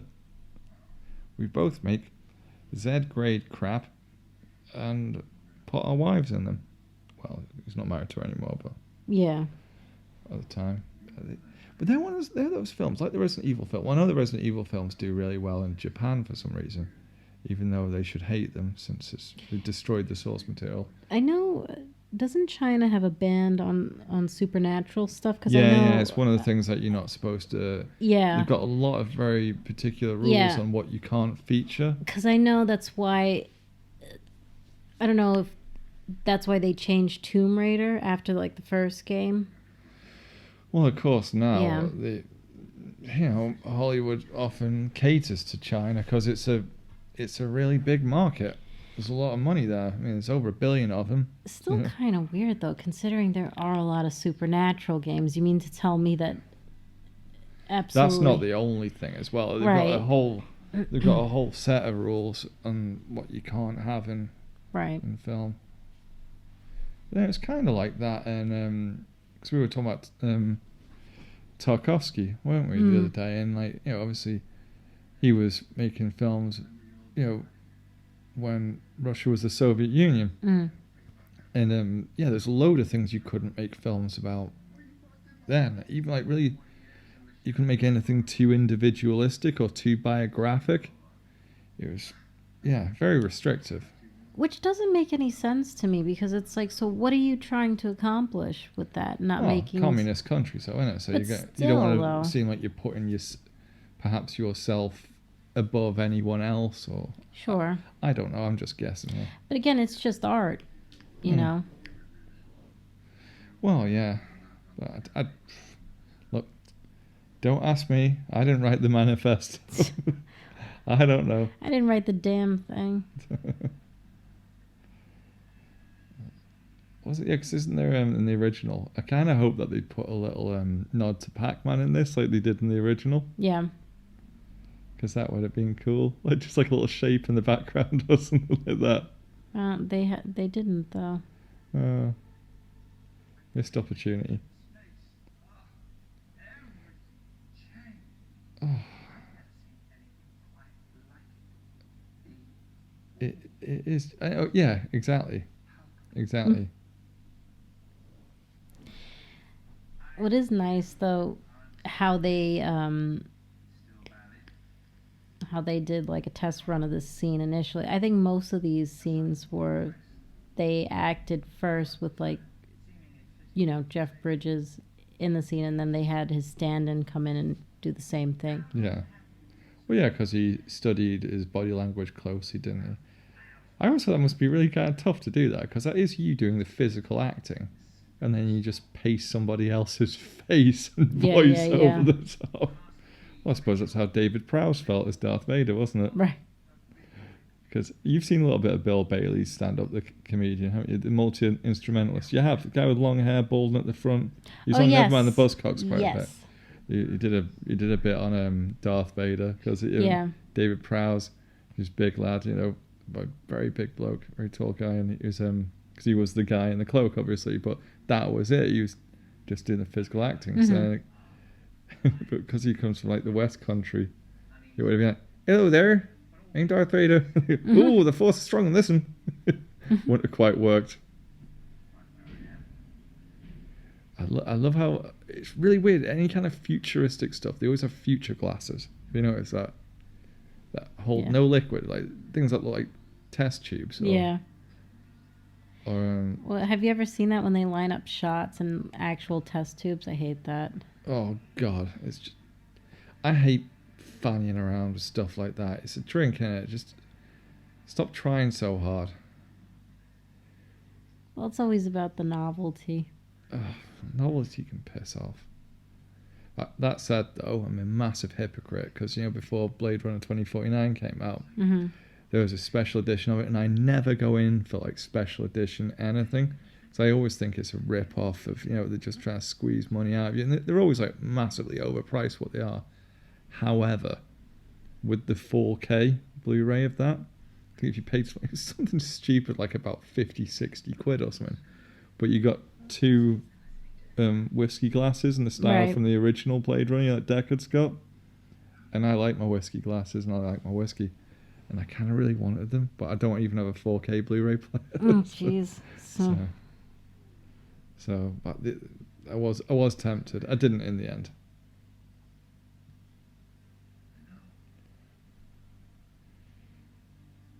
I know.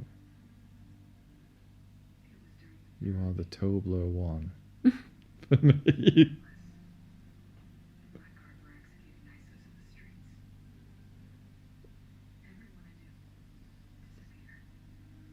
See, I'm trying to think, what is that transport? Where is it going?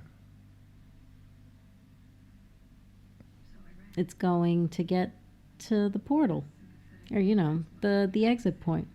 So it is. It's. I don't know. It's.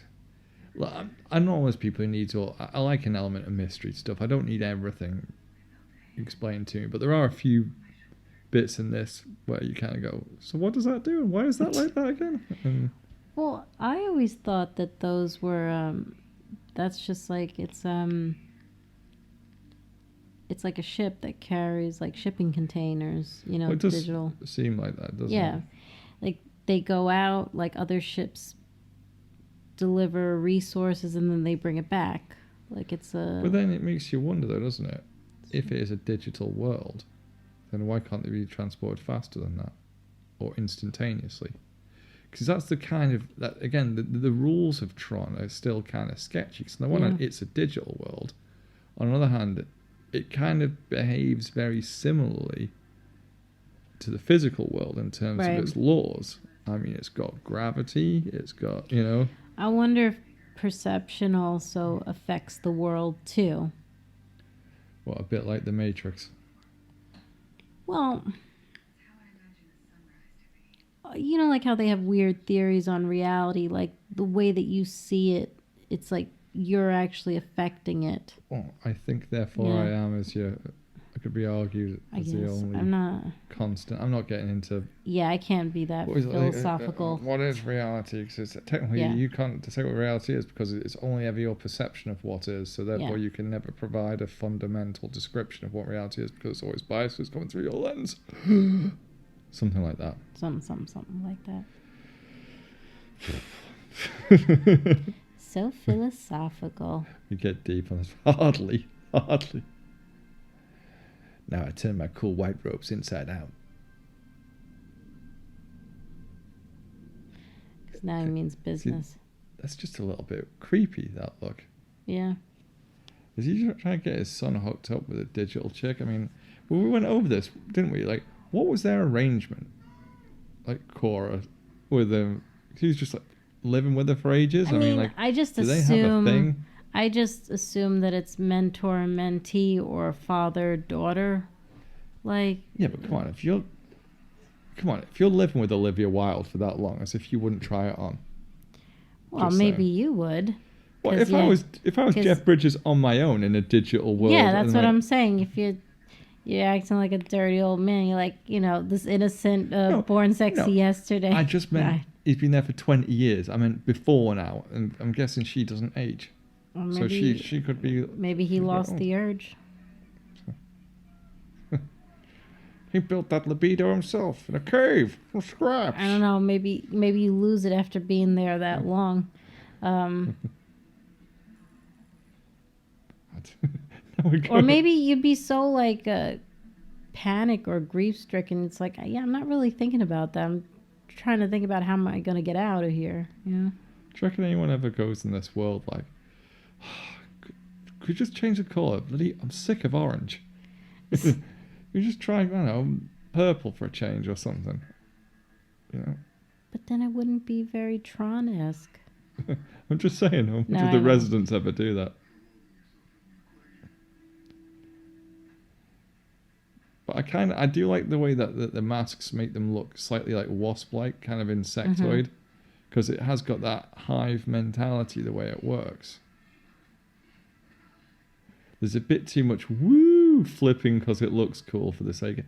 I don't like fancy crap for the sake of it. It just looks really put on. Nice parkour elements. Yeah, because even 2010 by then, like, parkour was, like it was like the mid 2000s. It really sort of became like a thing a lot. Like, I've actually got, have you seen District 13? French film. No. David Bell and Cyril Raffaelli. No, but he does parkour though, right? Yeah, David Bell does. And it's, they got him for, like, it's basically supposed to be like near future Paris. and some terrorists who got hold of like a nuke or something, and Yeah. and the countdown started, and so he's like this street urchin kind of guy who has to work with a cop to try and go get it back. It's really cool. I mean, the guy's got mad skills, but it kind of, well, because they use Cyril Raffaele as well as a bad guy in Die Hard 4, or was it Die Hard 4.0 as it was over here, or was it Live Free Die Hard, or was it Live Free or Die Hard was it called that in America? I don't think a different name. I forget. Or was that the fifth one? God, they're not talking about Die Hard 5. Where's that? It's a good day to die hard. It's a good day for your career to die hard. But no, so yeah, that came out like what, 2006, 2007, something like that. Die Hard 4. I'm just gonna call it that. And that had him doing loads of parkour-y stuff. And then you had that stupid scene in Punisher Warzone in 2008 where you had McGinty for some reason be some parkour criminal courier. Yeah, just kind of, it was one of those phases that people just shoehorned it into films for a while, didn't they? Yeah, I would have just had like Clue maybe have his face partially. I would have had his face maybe covered for longer, and then maybe there is a reveal, but he's got a scar down his face or something like that, where Tron wounds him in that flashback. Because then that still would have been, even though you probably would have guessed who it is by then anyway. Right, well, you kind of can tell from the voice, even though it was sort of... Yeah, but you could have had some voice modulator for him or something like that. Because they had that in the beginning, when he still got his mask on. But I just think it would have had a bit more impact, that's all. Because here's the thing, right? Clue wants to get out, and I've always had this sort of problem with, we're just going to take over, dominate the other world. Like, all right, he's got a lot of soldiers there, fair enough. That's a lot of soldiers. But you just kind of got some discs and stuff. Like, the world's military have tanks and bombs and planes and guns. That's the thing. And, even if they all were able to materialize, what good is that going to do them? You wouldn't win. Yeah. You just get shot. I'm over here doing my best Obi-Wan impression.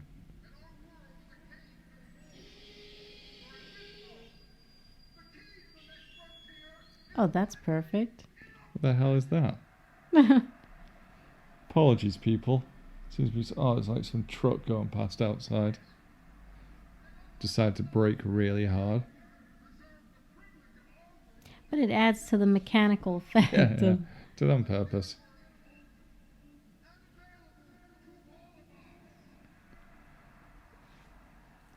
I mean, computer programs taking over the world. It looks a bit ropey when he's really doing the wide eyes and stuff there. Yeah. He's really doing the extreme expressions. Looks a bit... Yeah. Well, it looks rubbery. Yeah. But again, 2010. I'm just saying, that's why I would have, found some way around it. So I would have, shown from certain angles. Yeah. Have his face slightly covered. Well, it also makes sense why in the flashbacks they're distorting the image. Yeah. Yeah. It does look cool. I do love the designs. It looks like a sword. I just realized. But I like how simple and geometric a lot of stuff is. Outside.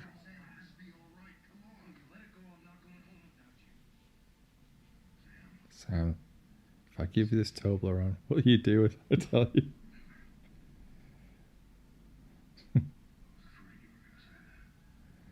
I do love Jeff Bridges. So he auctioned off his Big Lebowski cardigan, didn't he, a few years ago? Did he? Yeah, it's a charity thing. And he said, even though it was a good cause and that, and obviously he really missed it. Apparently he used to wear it all the time at home. Oh my God, no. He was like really attached to it. No. I know, it's the sort of thing where, like, don't Did- auction up, just write the check for the charity, So what keep your cardigan. he's had that since the late 90s. Yeah. So I wonder, I mean, did this they was ever like a say... few years ago, so he'd had it for maybe like about, I don't know, 10 years or something like that. Did they ever say who knitted it? Like, who was the costume designer for that? If he did, I can't remember. Because I'm thinking about it's like some interview on Graham Norton or something like that. I remember him saying. Oh, that's a shame. Years ago. That's so sad. I think his wife felt a bit bad for him afterwards. He was just like a bit gutted.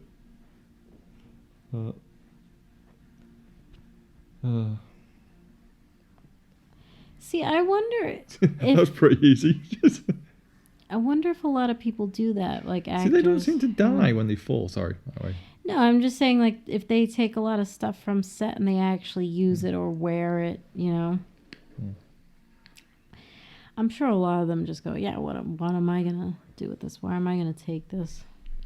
Well, I mean, you are supposed... Well, it's a weird thing, because obviously you're not supposed to keep stuff from the wardrobe department, because it's not yours, you know. It's probably the studio or whatever, but you think a lot of the time... I'm sure if it's something more basic that you could use in more than one production, fine. But if it's something like, you know, iconic, like, say, like, you know, Lebowski's cardigan, you're not going to use that in some other random film, surely, unless you want to put it in as some Easter egg or something.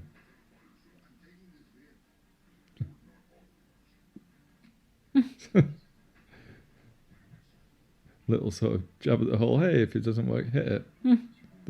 I've made a perfect world. You can reset my soul just by smacking them on the head. Well, what is perfect? I'm going to disc you upside the face. Got the typical weasel second in command. Didn't leave it that well guarded, did he?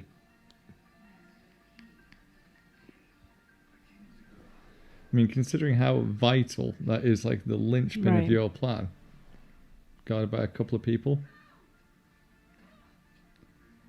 I know, more vibraty face Olivia Wilde. It's like she worked so hard in this film. All these stunts. It's like you're just showing off there. You could have just moved out of the way. Yeah.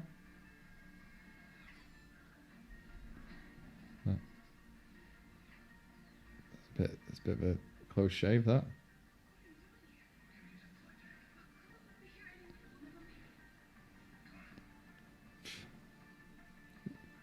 This is a really cool soundtrack. I do love this soundtrack.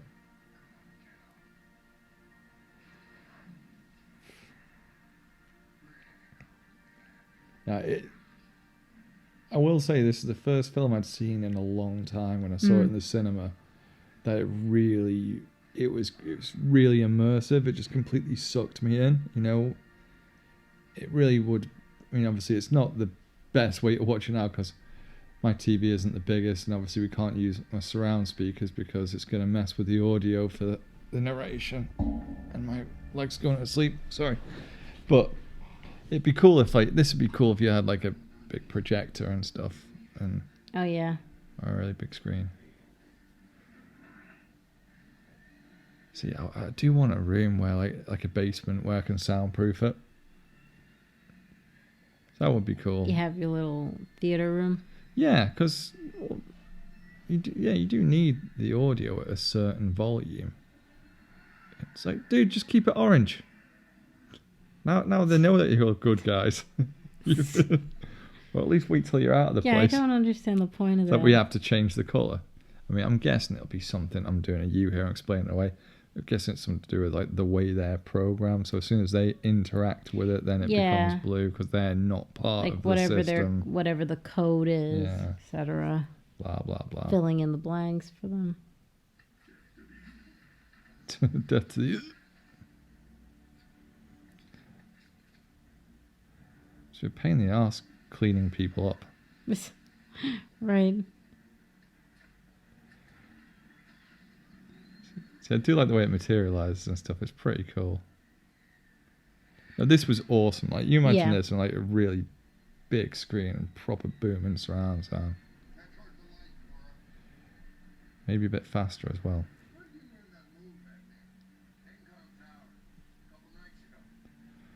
But just jumping off a building. Yeah.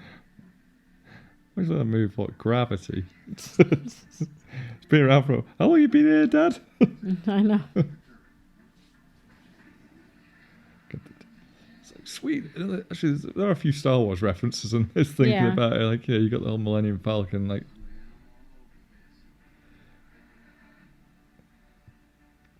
It's almost like they remembered, oh yeah, it's supposed to kind of have that video game feel to it, and we haven't... 'Cause it is quite... It's not... hasn't got actually that many actiony scenes in it, this, isn't it? It's quite slow in a lot of ways. Well, I mean, I guess similar to like the original. The other one, I mean, there wasn't that much action. The action was kind of limited to what they could do at the time. Oh, sure, but I mean, imagine, well, especially with the first one, I mean, it was still Disney. They were still trying to, like, sort of, market it to kids. And I still think that, oh yeah, okay, this isn't like mature, but I think in terms of like the themes and the tone and stuff and the visuals, I do think it's, I don't think, put it this way, I don't think you get many 5-year-old, 6-year-old kids. Well, I mean, some of them like it, but I think they probably like other Disney productions more than this. It's not fast-paced enough for them, and it deals with certain concepts, I think, that are going to go over a lot of small children's heads. Oh. I love how unenthusiastic that woo was. Woo. Woo. I love how they always do that in films as well. It's a good idea. It'll work, but the odds are, it's like, because it has to, and it does work. Or they got a bad feeling about it. Again, this is what I didn't quite understand. Right, that ship is stalling. Is there air in there? Because that's what you need to have for that. Because the thinner atmosphere. Why are aircraft stalling at a certain altitude when it's a digital realm and there's no... But then again, we don't know the rules of that world, so obviously there might be certain things in place to stop, that's what confuses me, though. Like there's probably a boundary or something. Well, that's what I don't quite get, though, because it is, on the one hand, it's a bit like, oh no, it's a digital world where all these things are possible. On the other hand, it's like, well, it has actually quite a lot in common with the physical world, actually. There's similar rules in some places and not others. The ground's jammed. Tron. That whole thing where if I try really hard, then I can overcome my programming. Mind over matter. Just like RoboCop. Oh my god. How'd you beat the fourth directive? Just really concentrate hard and you can just undo it. Just like, my computer crashes. I just think really hard about it not crashing, and it doesn't crash anymore. There you go. Yeah. Literally the solution to everything.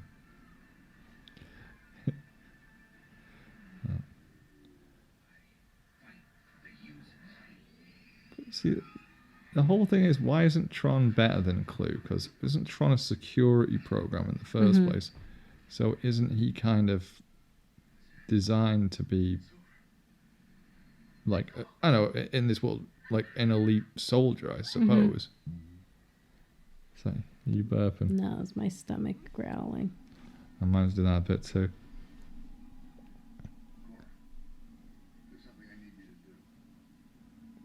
A handstand. Do a handstand right now.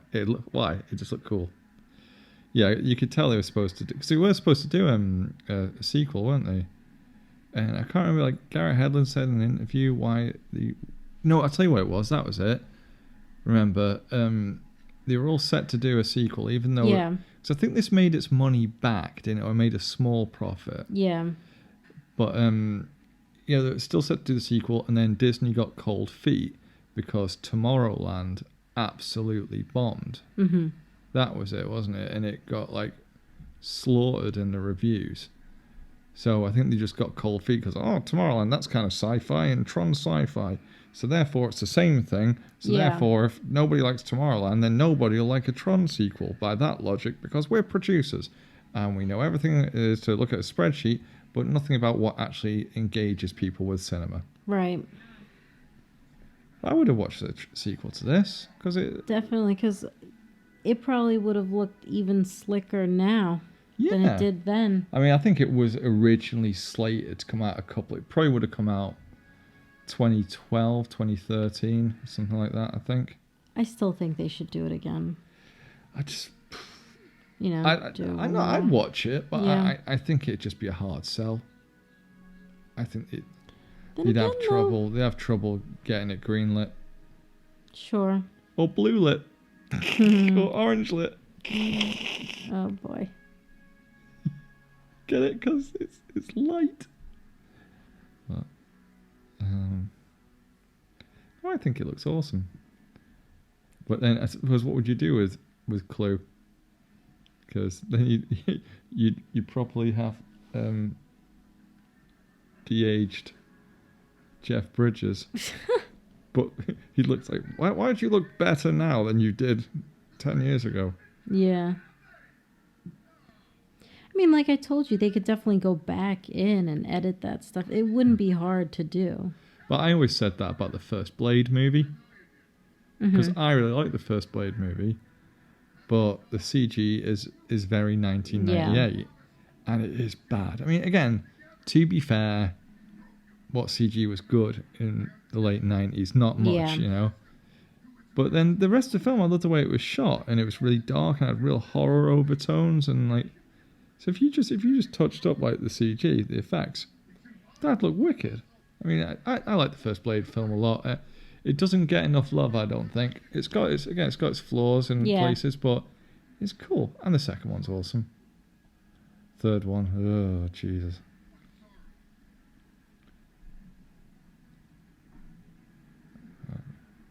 Ryan Reynolds is an insufferable twat in Blade Trilogy.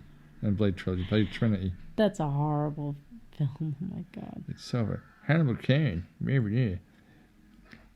I shouldn't be too harsh on him. Ryan Reynolds is just playing the only character he knows how to play. Ryan Reynolds. He's so perfect for Deadpool. No, he isn't.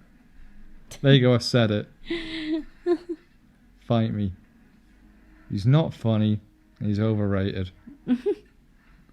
I would have rather seen a de-aged Nolan North do it. There you go. Actually, I said that for a laugh, but thinking about it, I actually genuinely would rather see that.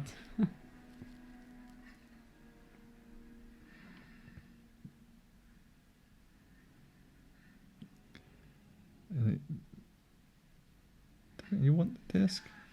Coming to grips with his creation. Well, it's the prodigal son kind of thing. It's the whole taking responsibility. It's blah, blah, blah. It's the wrong one. You dumbass, Clue. And they're just standing there as well. Like, that isn't the whole point of this ruse. So, to distract them so they can get away. And I feel a bit sorry for Clue there, because of course, like, he was his creation, and like, Flynn just goes, he's my son, and which is obviously what Clue regards himself as. Yeah. And well, it's more like Sam's the prodigal son, really, because he returns after so long, and Clue feels cheated because he's the whole time doing what he felt he was supposed to do and being a dutiful son and being loyal at first, and then he feels he got cheated.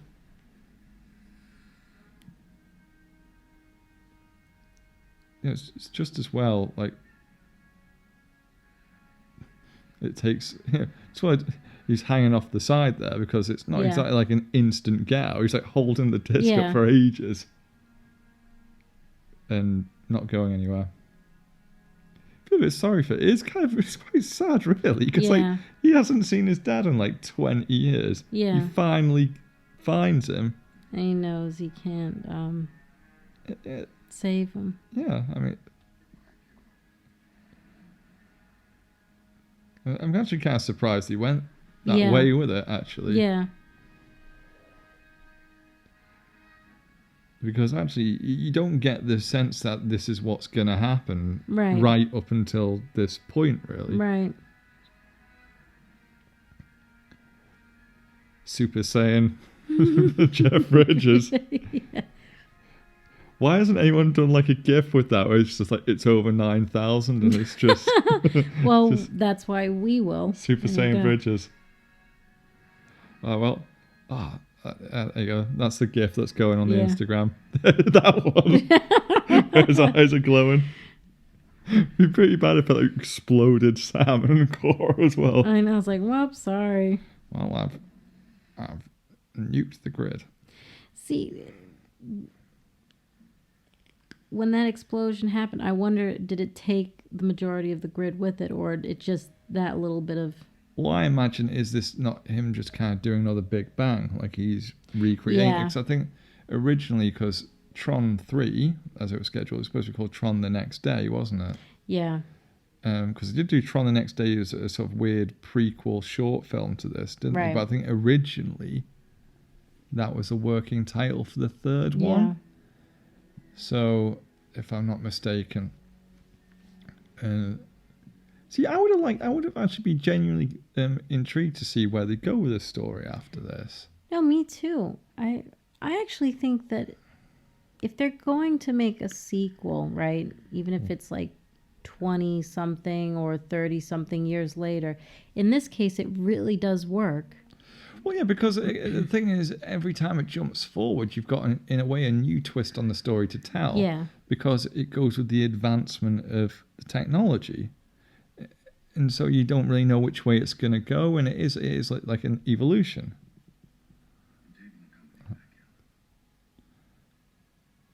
Like, they're coming back. It's like, by the way, I saw my dad and he's dead now. You're right. My dad's dead. You kind of feel sorry for Alan's character as well, because you never got to see him. Yeah. Maybe it would have been interesting if Alan had actually gone with him, and you get Flynn telling him, kind of like, thanked him for looking after his son, sort of Right. thing. Would have been his way of saying goodbye to him. Mm-hmm. And then it was kind of, or you could have had it so like Sam was actually too young to remember his dad, so it's actually shown more through the lens of Alan's character, because Sam feels sad because he's just met his dad and he's going to lose him. Right. Alan feels sad because that was his best friend. Right. And I wonder do you reckon that'd be just too sad? That way. No, but I also wonder if they could sort of incorporate some of that if they were going to do a third film. Maybe he goes in with him. Or if it's like, or would it be like another jump up where it's like a generational thing, right? Where that Oh God, he has a I son, hope you know? not, because that'd be, oh no, I wouldn't like that. But I mean, that could happen because if he gets with her. Yeah, oh God, it's Cora. gonna be like some weird super being, like some hybrid who can like a Tron version, going back to Blade, a Tron version of a Daywalker. You can go between planes of existence without the need for the quantum Yeah, ray. exactly. Oh God. No, that could very easily sort of get away from itself and just be awful. Like, half man, half just gives birth to half baby, half digital watch monstrosity. This horrible hybrid. Told you that's my Star Trek fanfic.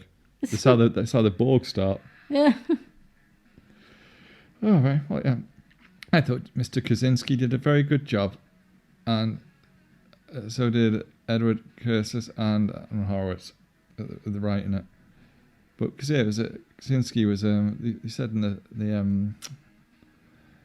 behind the scenes that he was an architect before, wasn't he? Like, good. You can tell as well. Good choice. I mean that's. Yeah. Steven Lisberger, the original director, was the producer on this one, which is good. I mean, they showed a lot of respect to the original, which, I mean, I think for something that came out, they realised. I'll give them this much. They realised that the original was a beloved film. Yeah. And they wanted to, and I think if you know what, if you really like the first one and you don't like this one, fair enough. You know, everyone's entitled to opinion. But I honestly think, even if you think, oh God, it makes a mess of the first one, I think even they've tried. Yeah. They've clearly tried. They clearly have all the love and all the respect for the original. It wasn't some egotistical director stepping in going, I want to tell my take on the story. And I don't care about the original. I'm just going to, it's my vision and my film. So, you know what? Like, I like this film. I think it's a solid film. Yeah, I think it's a decent sequel to the original. I actually didn't mind it. You know, I think, be honest with me, right? When you first watched this with me, I think there's a part of your brain was thinking, I'll probably not like. There's a chance I won't like this. Like, you weren't sure of it. Well, yeah. I mean, there's still some elements that I don't really like. Like, I think some of the fighting is a little bit and I don't really understand the need for Michael Sheen's character, really. Yeah, that was a bit, that whole bit was kind of contrived, though, because, again, like I say, they kind of written themselves into a corner with that bit, where, like, we have to have Sam go back into the grid so he's in danger, because otherwise it's him just sitting off at his dad's place until it's time for him to get away. So because what I do think that something like it's that... waiting for a bus, basically. So. I feel like what that character did was it was a little, like I said, it was a little too cartoony, so it took me out of it a bit. No, I agree. It did with me too. When he initially goes into that world, there's something very ominous, and it makes you feel not so great when you enter into it. Like, from the women, the way that they're moving, everything is just so odd. robotic. Yeah, and then, like, I don't know why there was a need to give that character Jem like any further speaking lines, and why her. Yeah. I think that they could have introduced another female character, if that was the case. I mean, there's already so many colorful characters. Why didn't they just... Well, and I think that surely one of the main things with Sam's character is he's this fish out of water. I mean, the grid works in a certain way. It's got different rules, a different kind of society. People interact differently. It's this digital world. It's semi-robotic in its efficiency and the way people talk and the synthetic life. So when you're going to have everyone else kind of acting like that, with the exception of Cora, because she is a separate species and supposed to be the last one of them, you can get why she's like that. Mm-hmm. Then all of a sudden you get, Michael Sheen's character coming in trying to, like, chew the digital scenery to death. Right. And it's like, oh, God. It took me out because it's otherwise quite a dark, somber kind of world, and then he's turned it into like all the cartoon. And honestly, the only I feel like lightness or kind of jokiness I needed was really from Jeff Bridges and obviously Cora, because she's like sort of innocent, and probably her spending that much time with his dad, she probably would have picked up his sense of humor a little bit more. Well, in the original, I mean, like Flynn was. He was this optimistic, full of energy kind of... full of life kind of guy. So I think that would have... And obviously over the years of him being in there, he's matured, but he's also been worn down by the system. So she would have seen that. God, I feel like Michael Sheen's character in this also reminded me a little bit of like the head vampire that he was in Twilight. I didn't like that at all. There's not much... It's weird because I've seen... Whenever he seems to play a fantastical character, even if it's not supposed to be that outlandish in terms of the way the character behaves, he always turns up to 11 for some reason. But it's weird though, in Underworld it's way more subdued. Yeah, but he is a bit breathy and over the top. And no, there's bits in Underworld where he well overacts in that character, where I'm going to go all wolfy. Like, no, it's... but no, I've seen him in some more, like, some proper dramas and that, and he's excellent. Yeah. But it just seems like if you give him any kind of, like, monster to play or something that's not human or, something other than he kind of goes over the top every time. He was in 30 Rock for a bit. He was one of the characters that Liz Lemon gets involved with. I still haven't watched that. I was told for years that I should do. See, he actually played like the really annoying, sort of silly, kind of cocky like He's Weasley good guy at playing. good. Yeah, he's good at playing a weasel and a smarmy bastard. Yeah. He's good at that. Sure, I'm really quite impressed by how we've kept our swearing down. Actually. Well, kind of hard to really swear. I don't know. It's me. It's kind of like second nature with me, really. Just kind of comes out. See, did I miss when Sweet Dreams Are Made of This came on? I think it might have been during when he first finds the arcade again. Well, no, that was Separate Ways by Journey that comes on. Oh, it was, but I thought after that there Maybe might there have might been... have been a slight little bit. Yeah.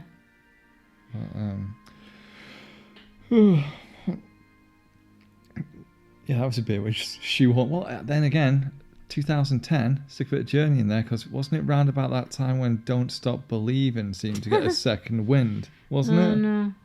Pretty sure it was. Like, that was getting played. You mean it was using in way more commercials to sell? Yeah, like, it was over here fast anyway. food. It was over, yeah. So, anyway, that was Tron Legacy. We hope you enjoy that film, because again, I will defend this film. I think it's brilliant. So, join us next week when our film will be. We haven't decided yet. It's down to a couple. Make